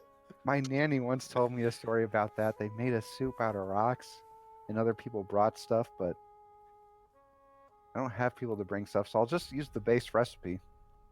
Yeah, it's the rocks that are important, right? Yep. Wow. And All she right, just looks so proud of herself when she serves it. So, oh god, I gotta see if this can happen here. What's his modifier? Okay, so there's gonna be a little bit of sleight of hand going on here, as Remy is going to. Well, I gotta see, because this may not be any better if he doesn't roll. Let's see. I don't know. I've got pretty good perception. Good luck, Remy. He rolled really well without modifiers. Go ahead and roll your. Well, yeah, go ahead and roll Yeah, your perception. Well, I'm not really actively looking You just at want to him, do your so when he- passive. Okay. which I'm pretty sure he beats my 16. Without modifiers, yes. Why can't I see the full chart here? Okay. I gotta make another check. Ooh, okay, this is where it could. Actually, no, he's got a halfway decent modifier. Is he sticking granite in too, just to make this No, extra well, rock? he turned your poor quality food into modest quality food using. Remember, he had that bag that he was pulling that food out. I take it the bag wasn't too generous tonight. Wasn't very. He didn't quite roll as awesome as he did on his sleight of hand, because he was more focused on kind of swapping some stuff out to make your food better. So he was kind of like pulling out actual better quality food and swapping out your lower quality food in areas to spruce it up a bit. So you're proud of the food, and he made it edible. Is pretty much what happened. So it's not the greatest, but it's better than eating rocks.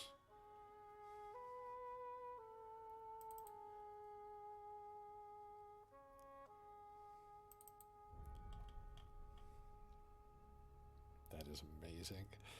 By the way, his sleight of hand was a 28. Yeah, it's Yeah. a pretty good roll. I can't beat that even if I rolled against it. Yeah, he was very quickly, as you were like putting stuff in, he was quickly swapping it out as he was handing, to people. It's like, look what Willow made.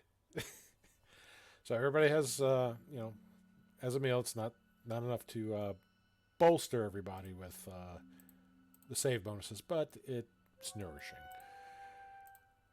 Now we go to Barth. Barth and his perception checks. Yes. This is where all the ones. 21. are rolled. I mean, there was a one rolled. Yeah, yeah. Yeah. That's the first perception, and here's the second perception. 20. Okay. Good Yeah. Why rolls. do you have advantage?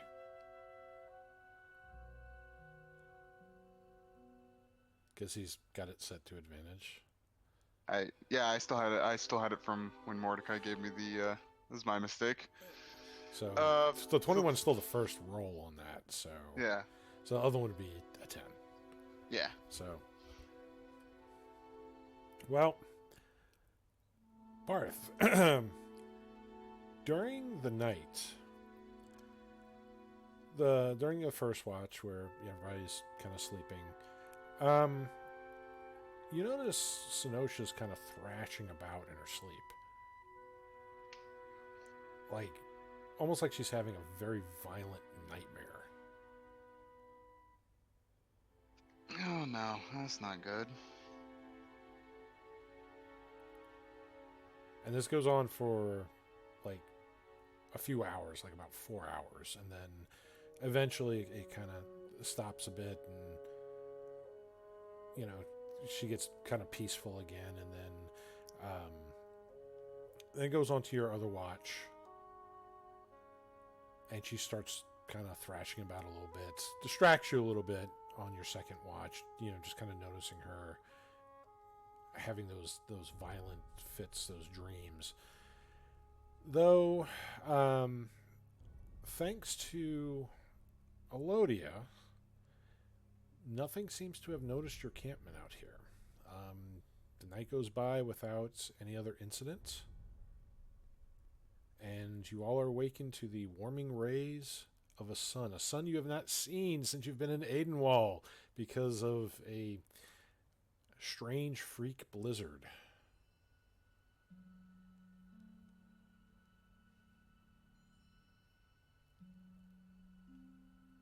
Well, that's Let me roll my wand. Almost full charge.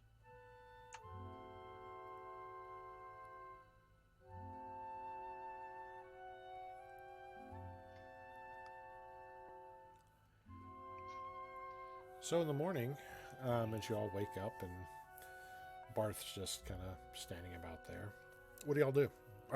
Mordecai's already charging his wand. Willows and prayers right now. I'm sorry I got my horsey killed. Please, I just need the spell back for today, okay? Mordecai looks I'll at her in prayers. Barth's gonna go over to Senosha. Are you all right? You seemed like you're having some rather unpleasant dreams last night. She kind of looks at you with this, this really kind of sad look, and she's kind of looking around, and she kind of whispers to you, yeah, I had some bad dreams. The Barth, she was in my dreams. That's not good. Apparently, whatever influence she seems like she still has some degree of influence. That's concerning. And she just kind of nods.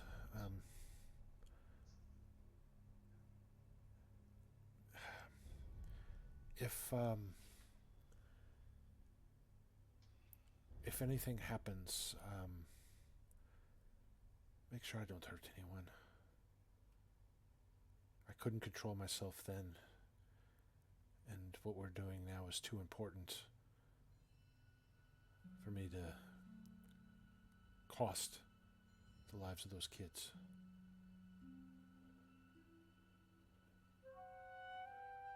Don't worry. I'll make sure. I'll make sure nothing bad happens. You have my word.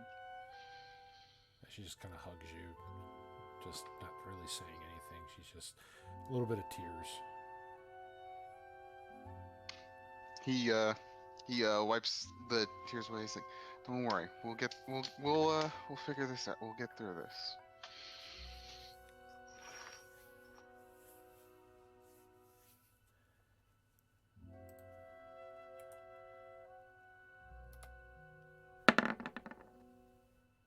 Oh yeah, that's not going to work for that. Not for what you're. It's something else I'm checking on. Remy's just going over his guns, making sure he uses a very, very, very, very light bit of oil, and going through his ammunition.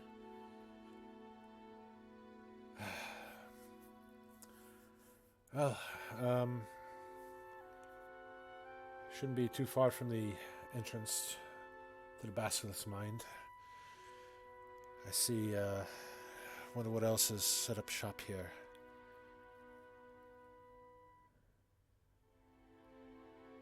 Yeah. We should be cautious on our approach. Agreed. And as we go about, as we make our travel, Barth's gonna keep an eye out for anything hostile. All right. Is Or anybody... that could be hostile. Keep it an eye out. So, I do have one thing before we depart.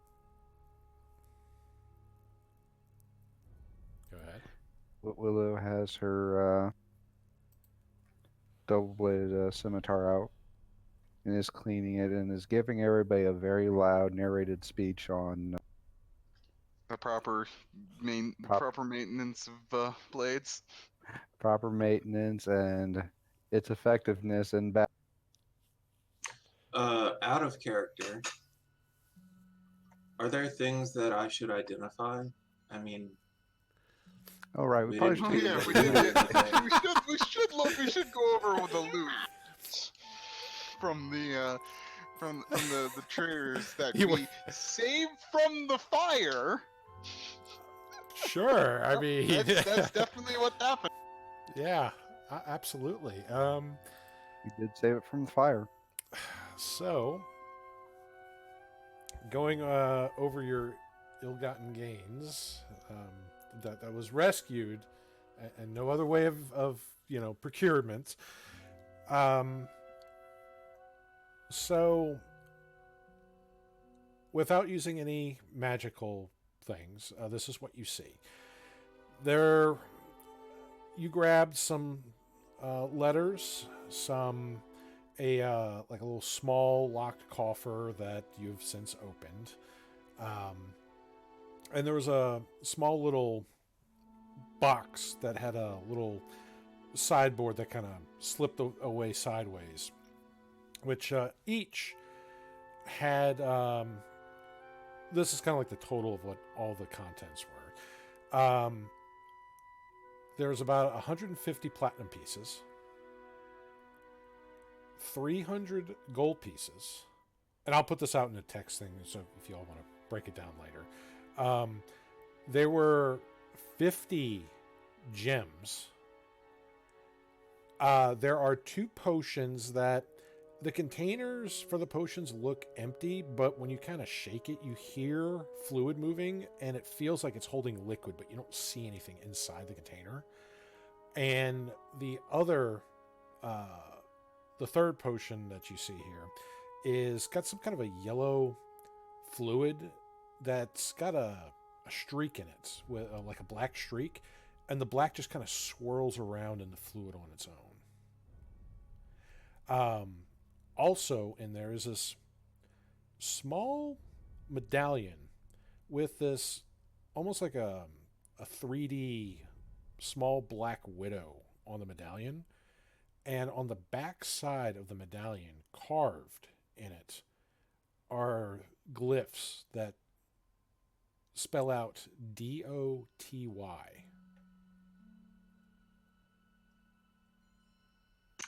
Doty. Mm-hmm. All right, Barth's going to look over. There's a couple of things. Sorry, that was like the one part I had to describe those.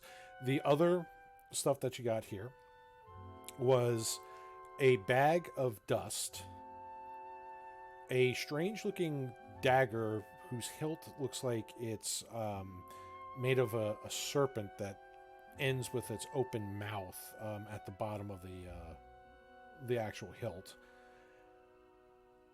And there's another amulet here that looks like an eye that's kind of closed, like it's closed shut.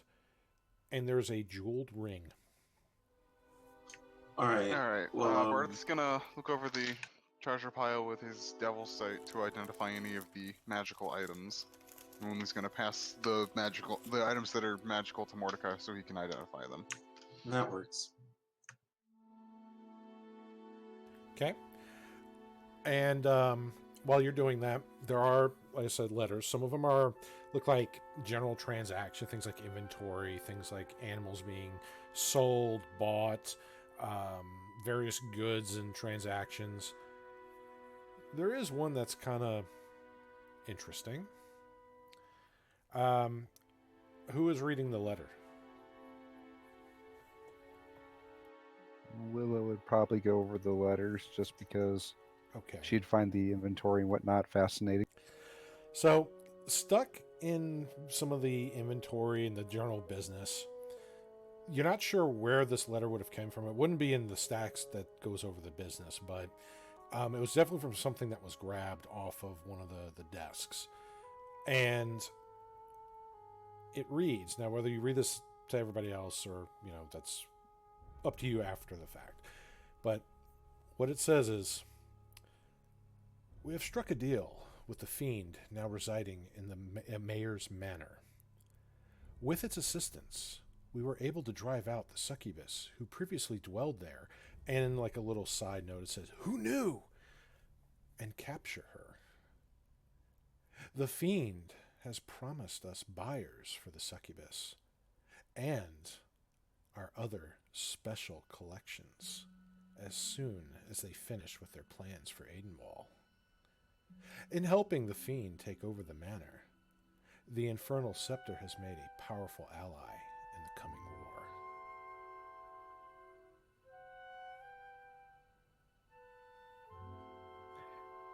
Hey, Mordecai. What? He's He's identified. arranging his little fake jewels to do identify with the items that he's been handed over. Oh, never mind. You finish up that. Hey, Elodia. Yeah. Was the evil Azamar group the Infernal Scepter? Was it, Dave? Do I know it? Mordecai, how much have you told them? I've told them everything but Okay. about that one thing. Okay, then yes. Yes, Willow. Why do you ask? Oh. And she'll hold up the letter. That's Barth interesting. takes it and reads it aloud. Oh, wow. Well, that certainly explains some of the things. That certainly explains some things. Although, why was that succubus in the mayor's manor to begin with?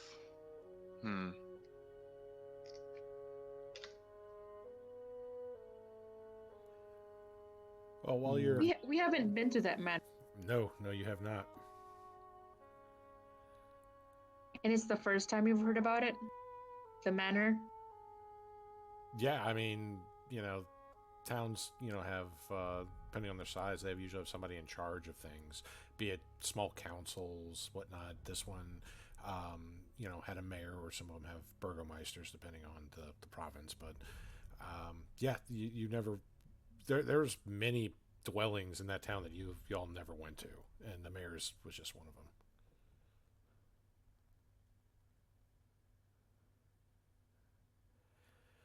So, Mordecai, the things that you're identifying,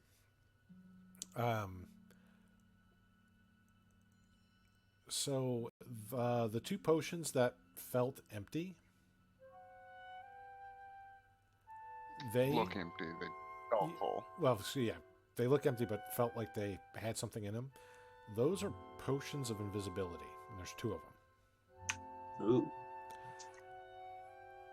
There is also a potion of speed, which is the yellow fluid with the black swirling streaks. Meaning haste or Well, it's actually called Potion of Speed. It's a very rare potion that when you drink the potion, you gain the effect of a haste spell for 1 minute. No concentration is required for this.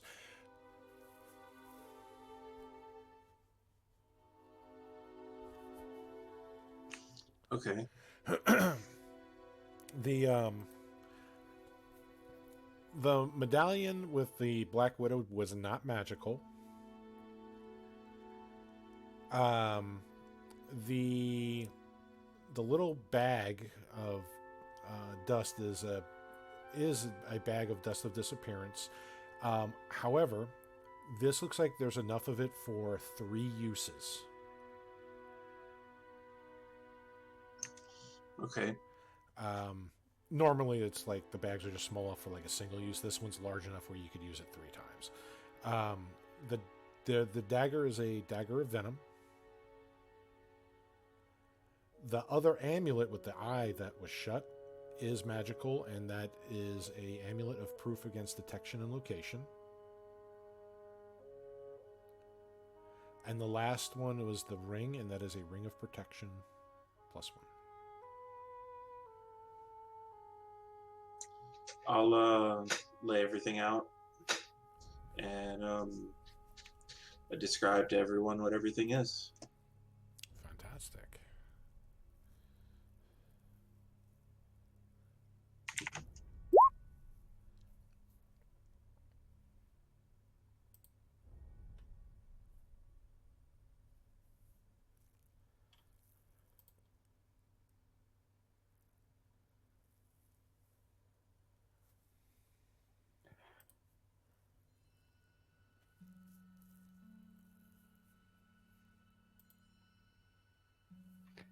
Yeah, as soon as you describe that amulet, Willow's gonna almost lunge.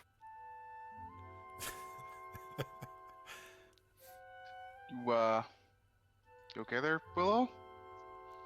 Uh-huh. Oh, the proof against detection and location. Actually, do you mind if I have both necklaces?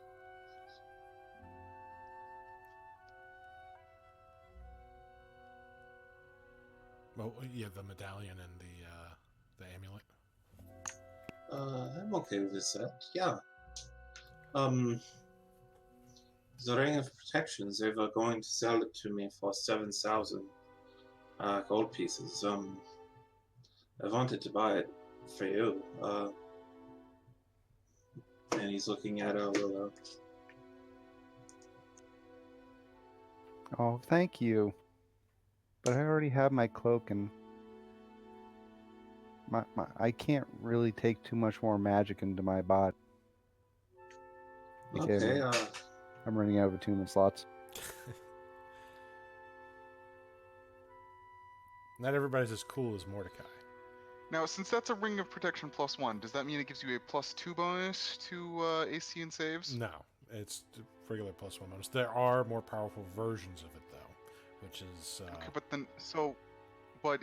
the normal ring of protection gives a +1. yes. So That's what it gives you is a +1 bonus. That is a regular. yes, but then it's a ring of protection +1, i.e., there's the +1 on top of its normal No, effect. it's not At least that's what the name would imply. There are rarer versions that do give you a bigger bonus. This is not one of them.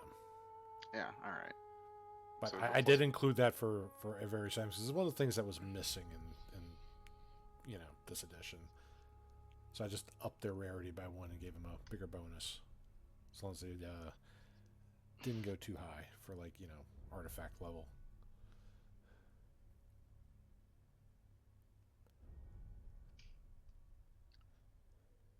There's a potion of speed. There's a potions of invisibility. There's a dust of disappearance. There's a dagger of venom. They all will catch a hefty price on the market. I don't notice everyone reaching for them. I think Well, I'll take potion. the potion. I'll take the potion of speed. It'll probably be useful at some point. Oh yeah, that's a really good potion. Yeah. Haste without concentration? Yeah, that's really good. Who wants the ring?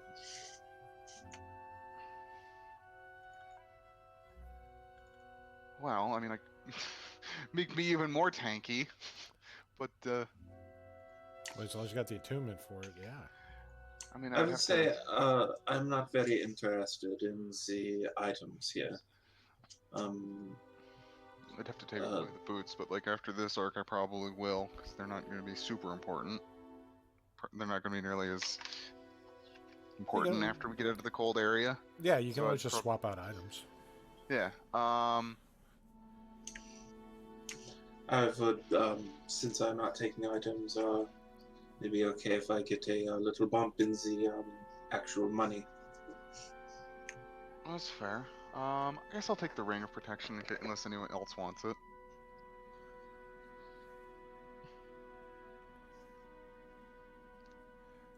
That sounds like a no. Alright. Lodi, do you want anything from that? Because you've been pretty quiet. No, I'm good. Okay. Let's see. Well, you got I'll the hold- dust and the dagger too. Did anyone take the potions of invis? No. I think Elodie, you should take the Dust of Disappearance so that you can turn invisible if you need to. Okay, I'll take that then. Yeah. And I guess we could save the dagger and the potion to sell. They probably sell for, if no one else wants them. I would, if anything else, probably because she doesn't have magical weapons yet. That's a good point. Yeah. So Sunosha probably the dagger, just so she has a magical weapon, Yeah. and she can use that with the martial arts. Yeah. It is a monk weapon. Yeah. So yeah. Okay. Give. Willow There's will an ask for extra. one of the potions of invisibility to give to Rem. Maybe we should give the other potion to Sinosha as well. Sounds reasonable. Yeah. Xiao, why? Surely you can use this more than I could. My guns make a lot of noise. Well, yeah, but when you gotta get in position first. Besides, consider it a thank you. That invisibility will not last through attacks. So this is for getting safe. Besides, I can cast invisibility and view items with. Yeah, and he to make a point, he takes a shot and he shoots at a target that's about 240 feet away with a revolver and hits it.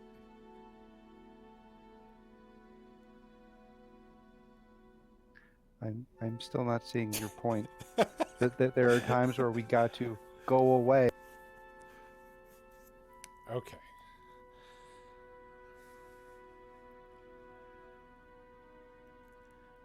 Let's see. Lulu's just getting puffed up cheeks at this point. Take the gift.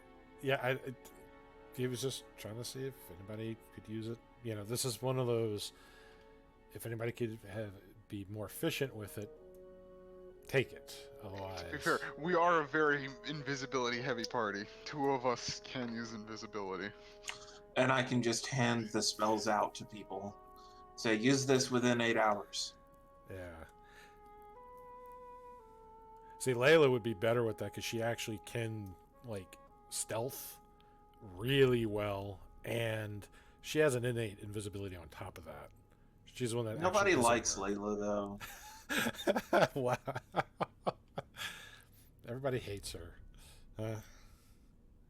Maybe it's Mm, just Mordecai.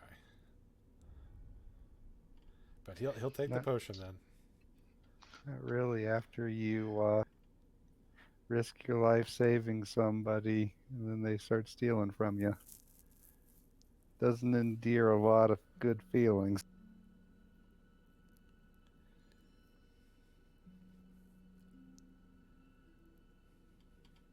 Oh, Well, to be fair, Therius was the should one be- that really went above and beyond to try to save her. Because he was the one in the coach that was literally quicksand. It doesn't fight her. It doesn't matter. We fight side by side. All right. Well, so that's everything distributed. The money, and I don't. Since I requested the bigger cut, I don't feel comfortable deviating it out. So I'll take whatever y'all think is fair. Now, you don't know how much those gems are worth. Yeah, There's we'll just 50 of them. we'll keep the platinum and the money and the gems in like a little group account until we figure out the value of everything. Then we can distribute.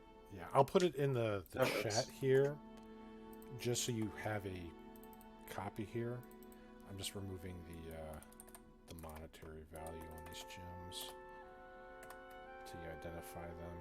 Because depending on how you identify them, or if you bring them to a trader, it could up or lower their value. And there you go.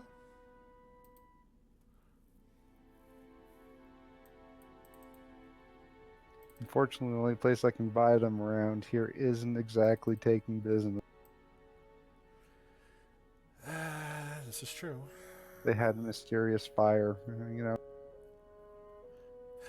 Well, I mean, there's might be other places in there. Again, there's lots of buildings in that town, but you know, So many places to burn down. yes. I mean, who could have burnt down that trading post? Yeah, who It's knows? a mystery. Well, no, The- no. We know who burnt it down. It was the monster that escaped from their cage and then Yeah, killed the exploded. traders as well. Yeah.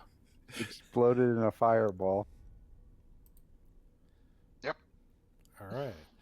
So yeah, you got some little extra oomph there.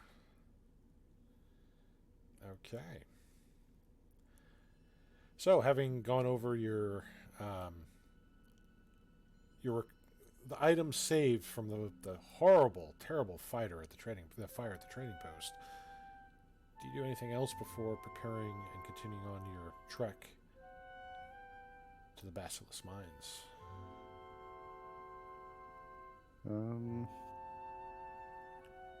I'm not going to summon Nene until after we, just because going into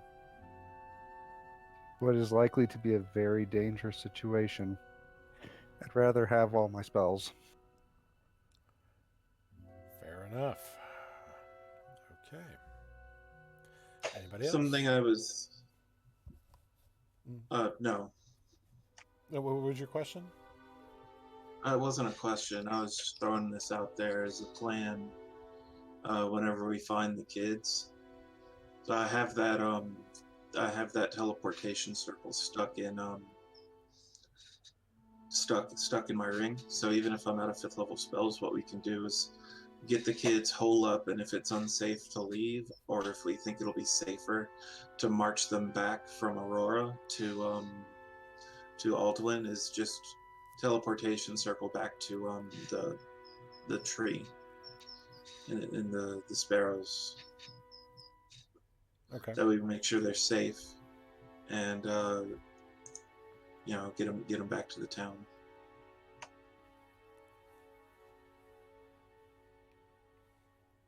All right. It's good. Good plan B if needed. Yeah, I just want to throw it out there that it's an option. And a very good one at that. Barth, Senosha, do you do anything special before heading out? And she is fully healed. No, I think we're gonna. I don't think any. It's gonna. I don't. Nope. I'm just gonna be keeping an eye out for. I'm gonna be keeping an eye out for anything that could be hostile. Right. And you'll have, an hour or two before you get to the entrance, so it's not too bad. In fact, let me get this out the way as well. Okay. How many tempo hit points do we get, Willow? 15? 15. Yeah. 15. Man, I didn't even go below my. I didn't break my 10 hit points. uh. And Willow gave us 10 hit points again, right? Yeah. Yep. Yes. Back up to 15. All right, what about you, Elodia? Do you do anything special before continuing the journey? Good. Okay. Well, in that case, you march on through the snow, hugging the mountains. And as you do so,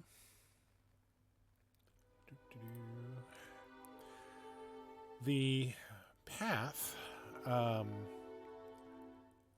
makes its final bend up ahead, revealing the supports to the mine's entrance. Ice covers the interior of the mine's rocky surfaces, but from your vantage point, visible gashes in the stone reveal something quite large has made use of this entrance more than a few times. Well, it looks. Well, based on that, I would throw my lot in more that it's the dragon than the ghost, Remy.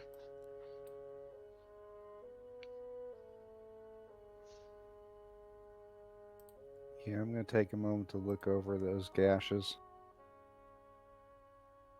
See if I can try to get a decent estimate on the size.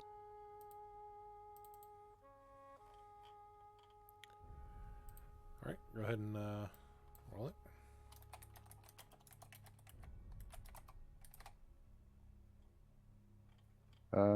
Survival or nature?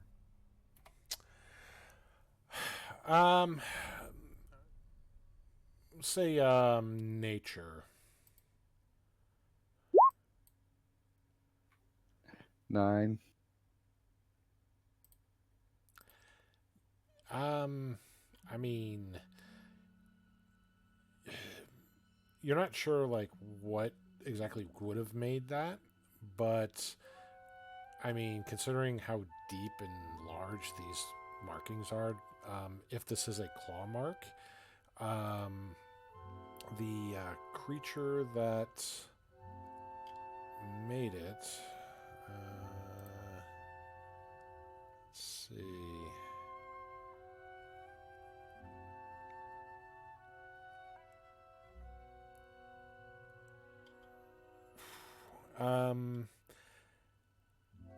Like the claw for the creature would probably be bigger than your entire body. So this thing would be gargantuan at the smallest.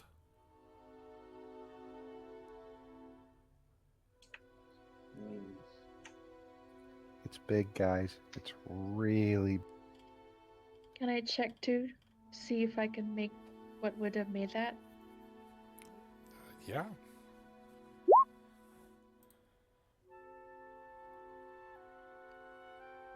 In another campaign, I fought a gargantuan creature recently. How'd it turn out? We both died. Okay, so not ideal. Necklace of fireballs. I threw it right down his throat. Interesting. Though, style-wise, you should have used it as impromptu anal beads and just, detonated it. Oh, he didn't Already have. in his mouth. Well, at least you took it out with you. Elodia. Yeah, you can. Your guess is that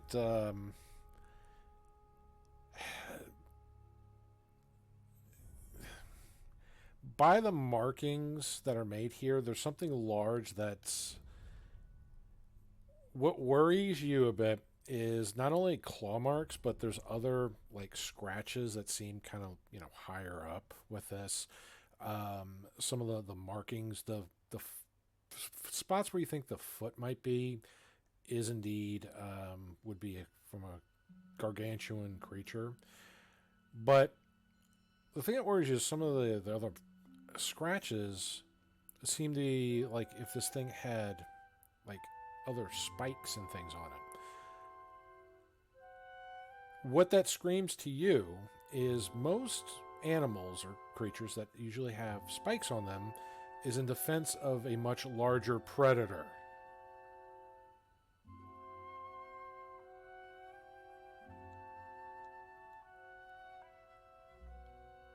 So there is something of gargantuan size that naturally has grown spikes to protect it from a much larger predator.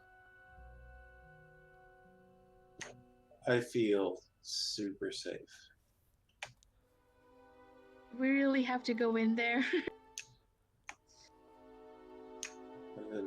Yeah.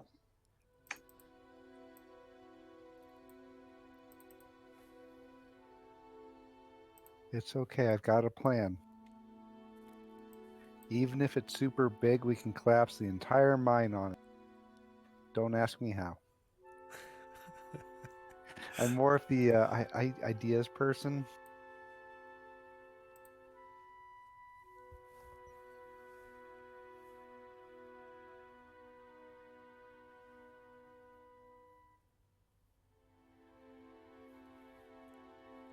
Well, that's not very pleasant.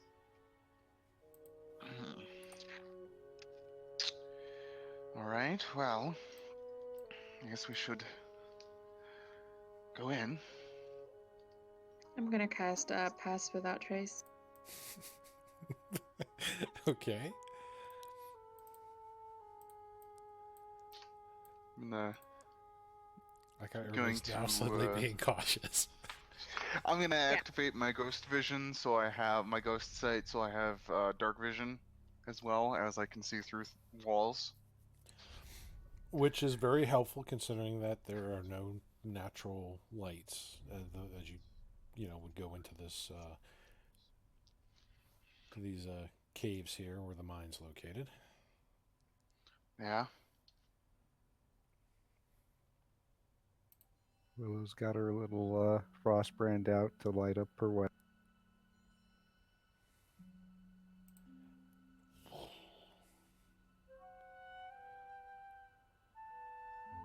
Okay. Oh no, frost brand just glows because it's really freaking cold out.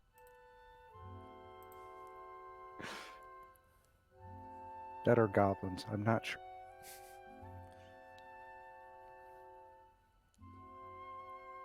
All right. So with that, everybody make your stealth checks then, unless you just want to go with the passive from Elodia's Pass Without Trace. No, we're gonna use a stealth. Well, that's plus 10, so 20. 32. Nat 20. Oh, 23, not bad. Oh right, I have disadvantage because heavy armor. That's disappointing. All right, well, Well, that's still 18. true. The sorcerer leading the pack in stealth. Well, hang on. There's still one more. Snosha.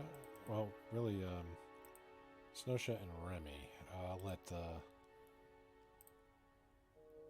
yeah. So 22. And of course, his isn't pre-programmed on a damn token because he is not on a character sheet, but a notepad.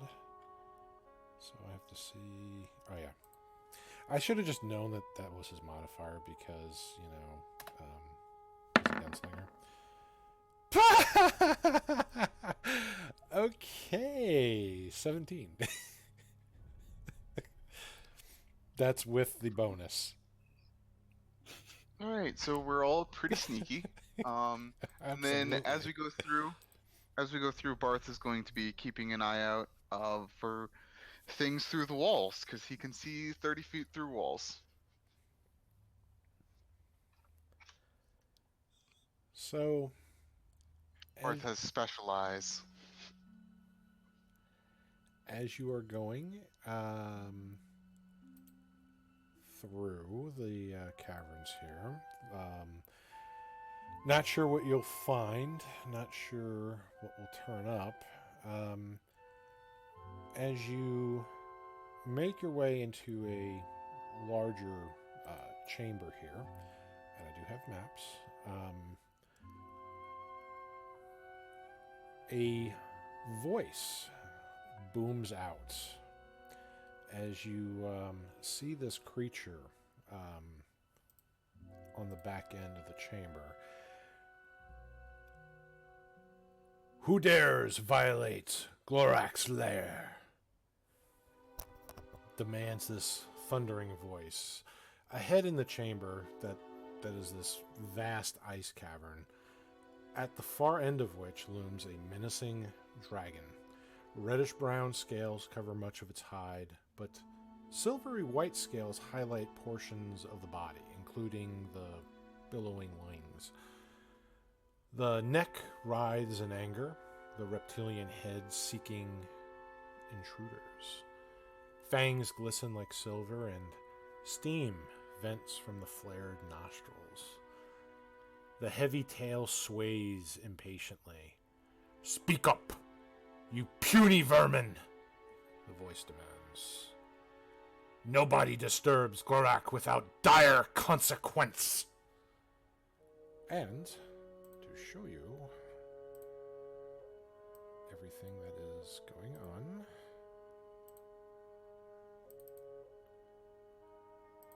boop. Oh dear. There's a bigger picture of it.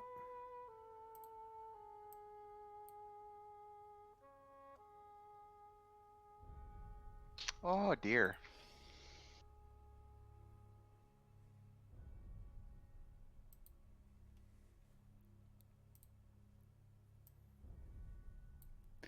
It's just kind of little.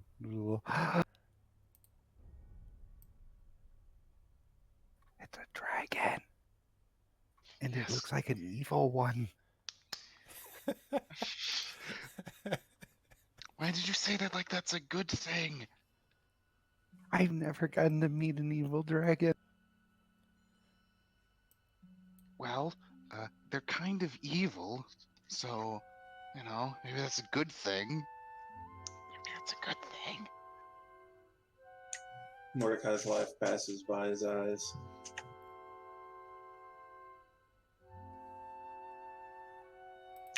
He Right. doesn't look impressed.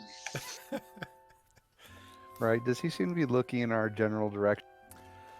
He is, but he's still kind of looking around the chamber, but the head is pointed.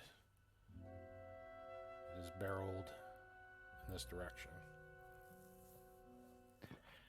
So you have an idea about what kind of dragon that is, Willow? Can I attempt to identify the type of dragon? I mean, you can most certainly try. Make a Arcana check.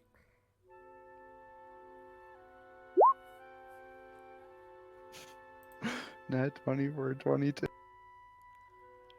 As well as just starry-eyed. So, you You actually, probably from your dealings with, certain cults that, had orientations about, dragonkind and things like that. This, just seeing this creature just pops up some cues of what this dragon might be. This dragon is what's known as a steam dragon. It is not known to be very kind. You do know that, just like its name, it can breathe jets of boiling steam that not only can rend, boil the flesh from bones, but also like metal from ships and, completely melt certain, like some types of stone and things of that nature. It's very hot. The steam dragons can live both in the mountains or, if they wanted to, in the deep oceans. They are amphibious.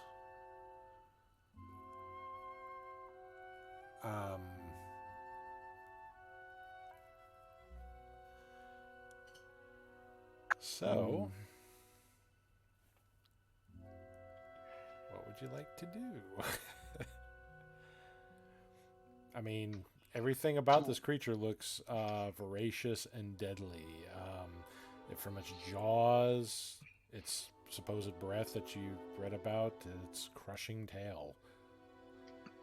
So are they? How friendly do they tend to be, Willow? Not the most. So I got an idea. I don't know if I'm optimistic or terrified. Well, we got to get past him, right? And there's no way that if we get any closer, he's going to see us. So, what I'll do is I'll go off to the side and I'll try to reason with him.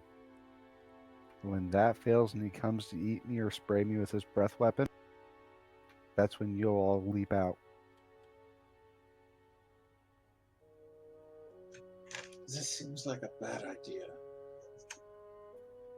Well, if he uses breath weapon on me, there's a decent chance, based on seeing the eternal flame, that he won't be able to drop it on you guys, and I'll be fine.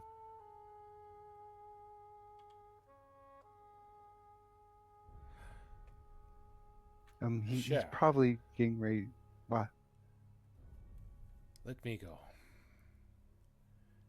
Okay. I can protect myself against that element if he does unleash it, at least buying me a few precious moments before feeling the full assault of its wrath. Right, but that doesn't help the part where I talk it down and we all live happily ever after. You gotta believe, Remy.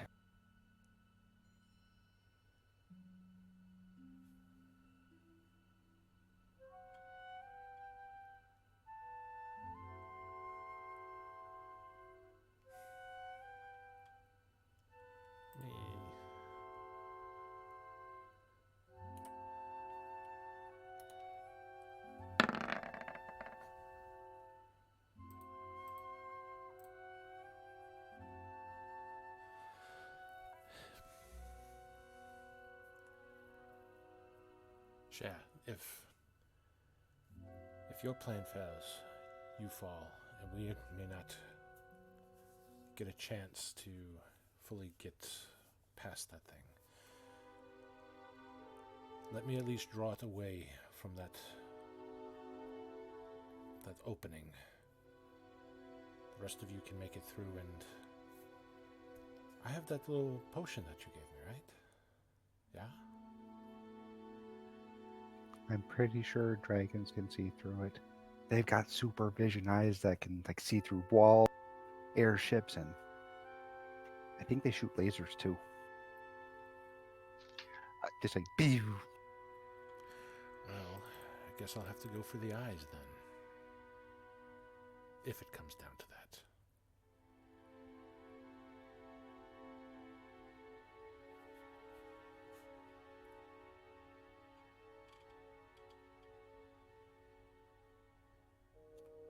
I don't like this. Yeah, that's hmm.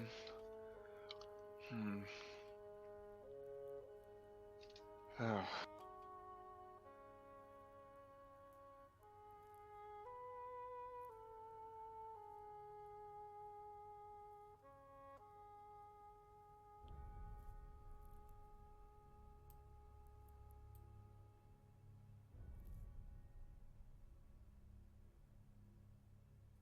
Yeah. Steam is fire, right? Yeah. It's okay. And she kind of jingles her sword.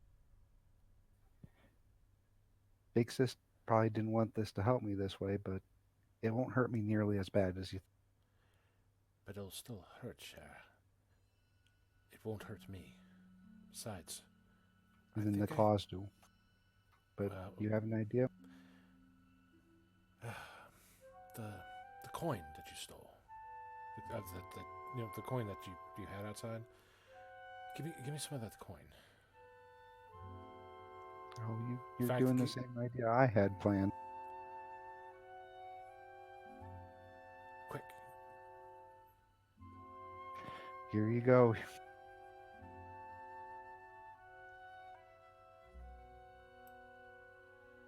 Everybody, as much coin as we can. Or at least that he can carry with it and still be silent. And he's trying to, like, out of that lockbox, he's trying to take all the stuff out and put as much coin in the thing as possible without making too much noise. Which I'm going to have to make a check. And, oh yeah, he passed that with flying colors, so... All of it?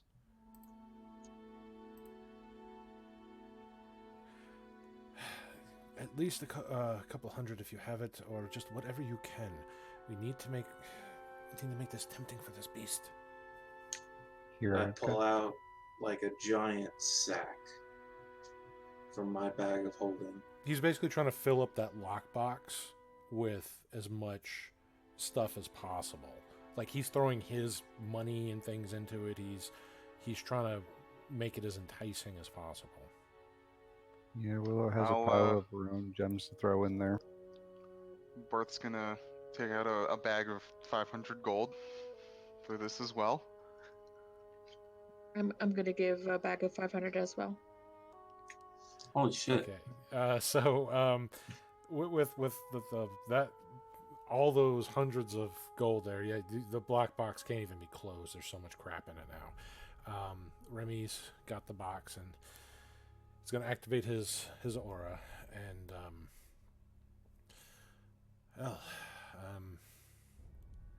it's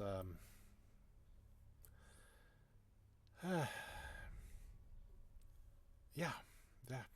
Bart's gonna give Remy guidance.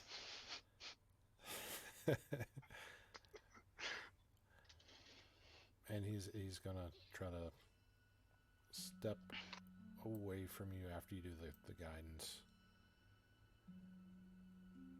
And Willow is visibly upset. he just, before he goes out into the open, he just kind of looks back one more time towards y'all's direction, towards Willow, and just kind of slowly nods and, hey, big fella, it's me. Don't shoot, yeah? Come bearing gifts. I mean you no harm. In fact, it's the manner of respect. I tread on your domain and give you tithings for permission to move forward in your domain. I wish not to take your stuff, yeah, just to explore this place and go further into to what used to be a mine. What say you, yeah? And he's kind of slowly holding the box out. Both hands, making a persuasion check. Advantage. Oh my god, thank god that was with advantage. Oh my god. Wow. Don't forget the guidance as well. Yeah, no, I'm just, that natural one. Yeah, avoiding that would have is good. Holy shit. So yeah, that would be a modified 20 with the with that.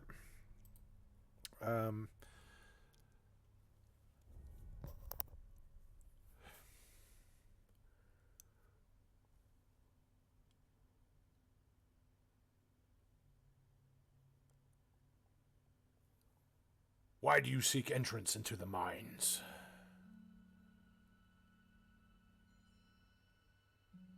You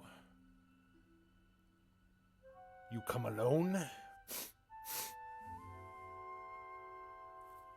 And just smelling the air.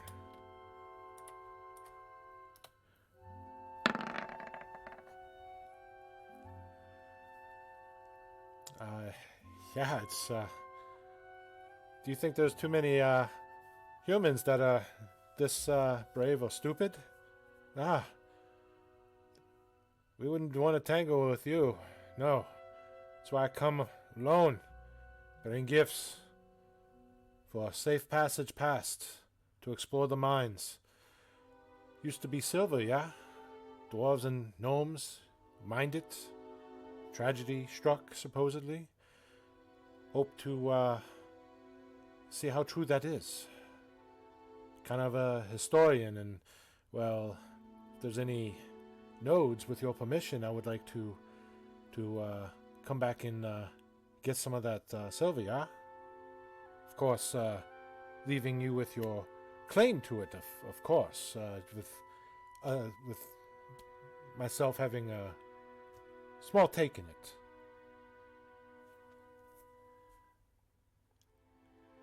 Bring forth your tribute. And Remy's kind of slowly going over here, and this is where things may or may not fall apart, as he is going to attempt deception by pretending to trip. It's not too bad with his bonus.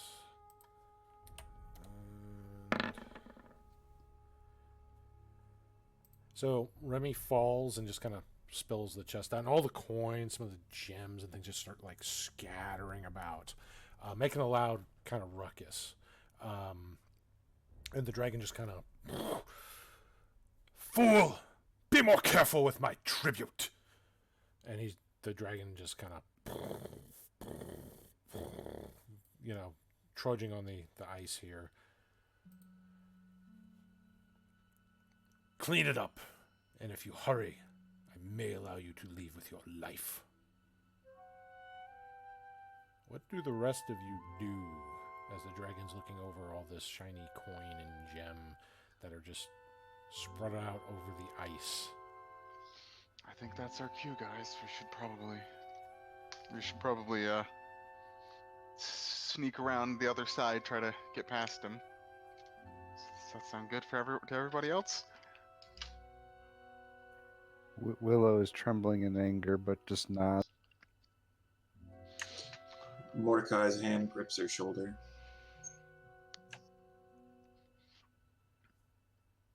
All right, we're gonna as a group, I guess we're gonna skirt around the other edge of the cave and move on past him.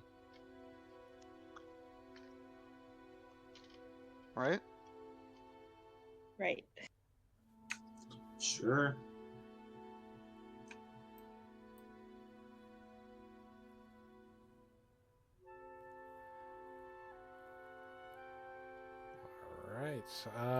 Willow? I feel like Hmm. Willow is coming up with a plan C because she's pissed. No, no. She's breaking her oath by doing this, but she's not resistant. Alright, so we're just gonna...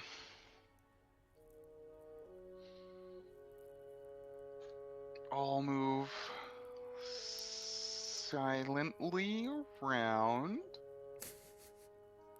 And we're gonna hope not to get seen. Okay. Everybody sticking together with that? Yeah, Yeah, okay. I would assume so. Okay. Well. Alright. So, as you're going along the walls here, going up to where the dragon was has moved a bit, and Remy's still kind of like picking up the stuff, putting it into the little lockbox. So, when you're making your way over here, this is where something happens. Oh dear. I hate when things happen. Yeah. Suddenly, the cavern floor here is not as strong as the other parts, and you realize that it's not rock with ice on it, it's just ice. And it's quickly cracking and breaking under your feet, making loud noises. I need all 5 of you to make dexterity saving throws as the ground underneath your feet has given way. We get a +5 from Willow, yeah. Yeah. Yeah, but unfortunately, 19, not bad. Barth's gonna use his hero point for this.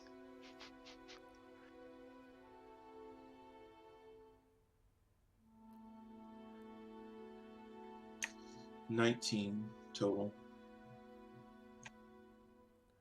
Okay, and let's see, gets notices as well. Oh, dear. She's got advantage because of Oh, right. her ability. You're Because right. it's a dex. You're Yep. right, she does. She's a barbarian. You would think I would know that. Nope. I try to remember stuff. There's so many Yeah. abilities with these. I try to remind everybody to be as fair as possible. Okay. Well, I mean, there's good news, and there's bad news.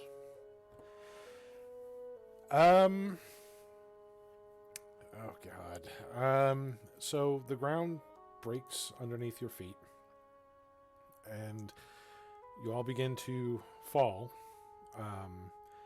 Now, underneath it is not all water. It is like large. It's like almost like a large sinkhole is underneath there. That's kind of funneling out to some other tubes running through the caves here, and this is kind of like where you're aimed towards. Thankfully, you all made your saves. Now, with that, what that means is you're not taking a blunt impact as you kind of hit.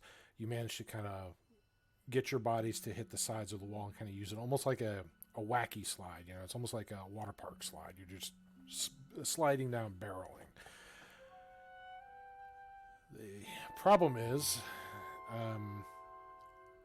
that alerted the dragon to other presence in the chamber, and he doesn't sound too happy.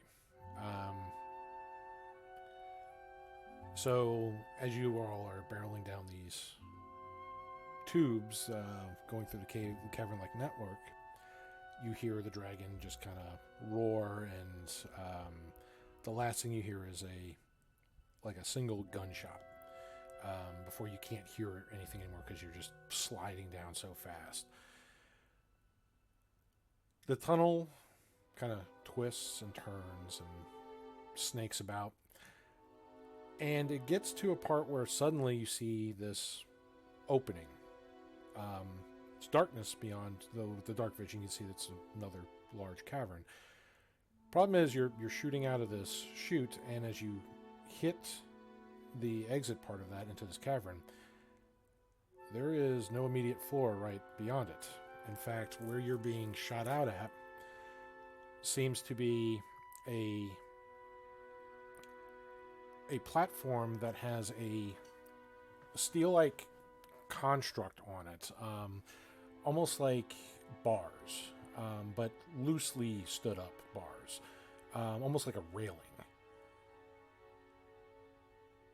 So I would like, if you don't have any other means to guide yourself, be it through magic or natural flight, things like that, I would like you all to make another dexterity save to see if you can grab onto one of these, or you might smack yourselves into the very large pillar that's like a little stalagmite that this thing is hanging on,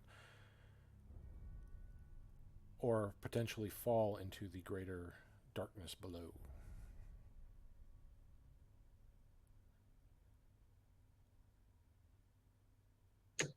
$11.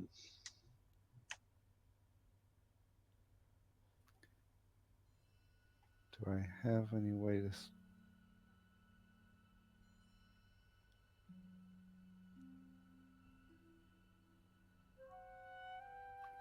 Nope, as she goes flying by, Willow will try to stab her sword into...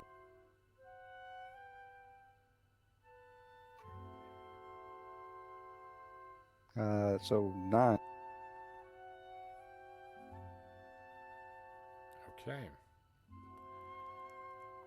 So, Sunosha, Barth, Elodia, they all managed to actually land on the inside of the railings, like where there's actually flat platform. They kind of skid and slide a little because the platform is ice, but you know, it's been iced over.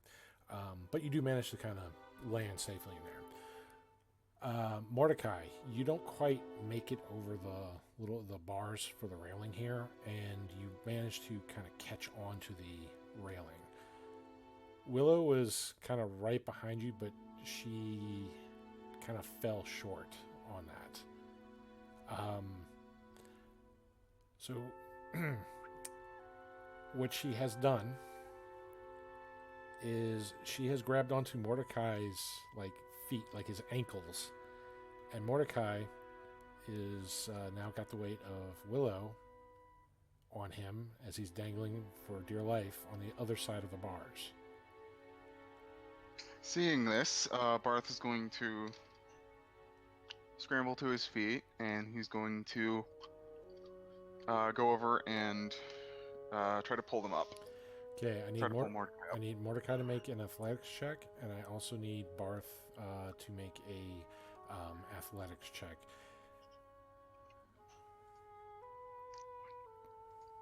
Now, I know Barth gets advantage on this because of his gift from Newt. Yep. But Just a 10. okay. 15, because you're in Willow's aura. My war Oh doesn't wait, that's a give skill. to... Right, that's a skill, not a save. Wait, I might actually be able to help slightly here. I just need to ensure the component.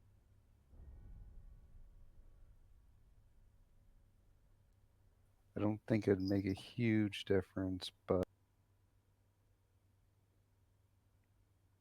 no, it is somatic. Which I can't perform while holding on to dear life. So Mordecai, thankfully, his grip is just barely strong enough to hold on to the bars with the weight of Willow pulling down on him. Now, Barth and Willow can see this in the rest of the chamber here. There is no map for this part, but I do have another handout because this is interesting. I just hope it loads properly. So you see that there's other chutes like this in this cavern. Not all of them have platforms at the end of them. Some of them just kind of, whatever platforms were there probably broke or were destroyed long ago. But there are still bodies. Like being flung out of these chutes. And you kind of trace, just from a glance, as the bodies fall. And you see what's in the pit below.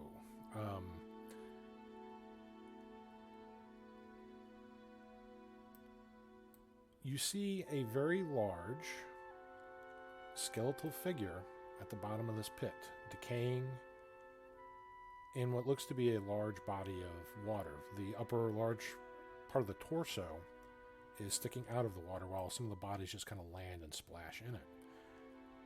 As some of the bodies splash,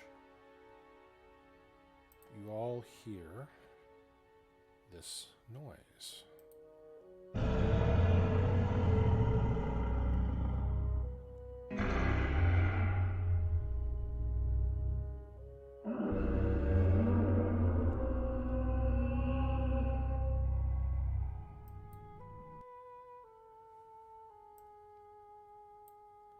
And Barth pulls you back up.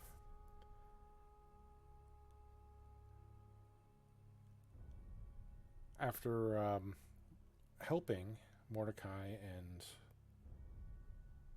Willow back up, you hear some noise come from the same chute that you came through. You see what looks to be a revolver that gets launched out first. And then there's a person being launched out after it, head first. And Featherfall. Willow's going to immediately dart over to try to grab him. That'll make him a bit slower. Featherfall will help actually let him land gracefully into the box. So, Barth's gonna use Mage Hand to catch the revolver. okay. So he gets, with the use of the Featherfall, he's able to slowly descend safely into that railing. Looking about the chamber, there are these strange metal hanging, like almost rusted black iron cages that clearly have corpses in them. Long dead, skeletal, mummified bodies, some of the legs and arms just kind of dangling off. And the cages are, the bottoms and the tops are almost like waffles with how they're connected. The sides are more just vertical bars. And they dangle from long black chains that are anchored into some of the like ceiling and stalactites of this vast chamber. You can see about 5 of them that still kind of stand in the near vicinity, each of which are about roughly 60 feet apart.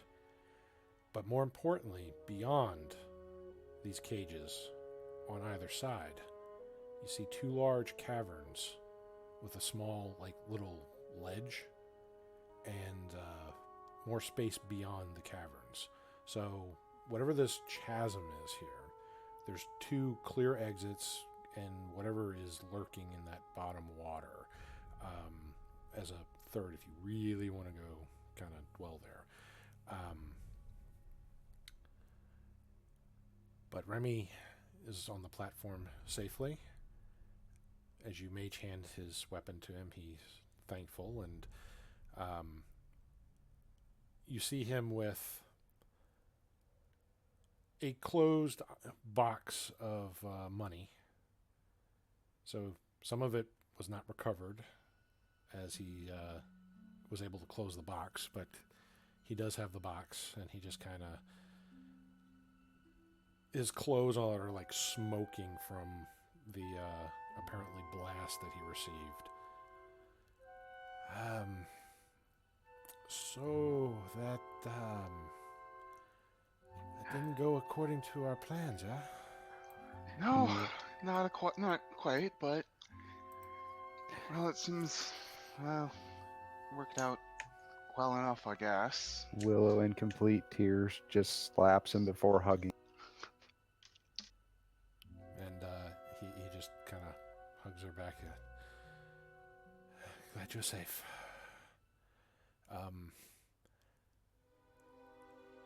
that beast's breath weapon kind of. He won't be charging that cavern anytime soon, but we won't be crossing it again. It collapsed under the heat of that weapon. We'll find our way out. Yeah. And then she's going to just point at everybody. And none of my friends are going to do stupid things like that. Villo, you are about to do the same thing. Well, yes. That is the end of the sentence. You can. There's no.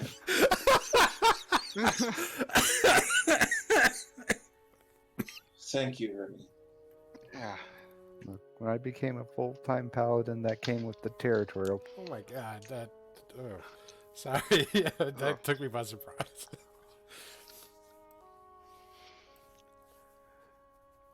Well, Sacrifices must sometimes be made, and those that do them are heroes.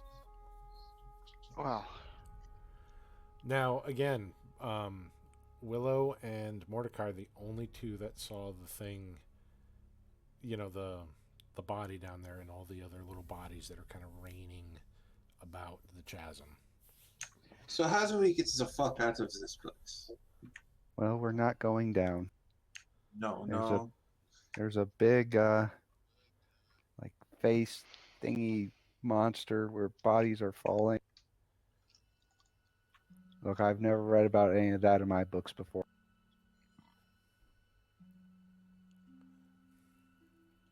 The only thing I can say is that we are not trapped here, but we really need to find those kids if they are not dumped down there. I mean, is that what we are thinking is happening? I mean, I hope not. This seems more like that big scary thing that charged at Relden. It's about the same size as that Titan, yeah. If that is true, then that necromancer from my past may be here too. It would make sense with the undead being here and whatnot. Well, and this certainly, I don't think this was just mine. And he says that looking around at the cages with the decaying bodies, the ancient bodies in them. Yeah. Well, one of those two ledges looks like our best bet. Okay. However we're gonna get over there. How far away are the ledges from? Oh, so let's see, it's about let's see, 50 feet away from you, because you're kind of like in the middle, so but you're off center of the middle from them, so it's about 50 feet to get kind of to the where the middle is, and then from that point it's about 120 feet from the middle on both sides to get to either one. So you pick which one you're going to go to, and it's about the same distance. But if you don't get to that middle point, you're basically adding about another 25 feet to that. So 120 feet though, what the fuck are we supposed to do about that? there are these cages that are spaced out every so often. Oh, I thought there was okay. Yeah, Never you're mind. on like this stalactite that's got railings that it probably had a cage or something on it at some point, but it's long been battered and destroyed. There are other stalactites that look like they probably had other things like that, but those also seem to have been long eroded or destroyed and have collapsed. So it's just like jagged stalagmites at this time. There's a few cages that are still existing, but they're hanging from the ceiling for all these long, thick, black chains. Shame I didn't Mordecai take And pulls there out are a dead rope. bodies in those cages. Like they're skeletal and mummified. It's a shame I didn't take fly. Yeah. Hmm. I have this rope. That's all I have, though. Well, Remy's like, I have rope as well. Does anybody else have rope? I have rope. All right. We're adventurers. We all have rope. My rope got cut. Well, it seems like we have some things to work with here, but this place. Don't like the looks of any of this, yeah. It's certainly not the friendliest looking area. We have the understatement of the year. Well, with that, I think this is a good spot for us to stop the session today. Ah, fuck. So yeah, it's gonna be Oh, boy. interesting. I cannot wait. Y'all definitely went to some spots. Was not fully anticipating, but I like it because I can't wait for you to kind of get to the end of the mines, because that's when things really kind of pick up on the. I don't know where you would go from there, and that's what really excites me is the Dungeon Masters, where y'all can make all kinds of choices, and I don't know what's going to be coming and going from there. So, looking forward to it. But I'm going to stop the recording here today. Thank you for everybody for being able to play today. I wish Celica could have been here, and Rick as well. Hopefully they'll be ready and able for next week. And yeah, it should be real interesting. So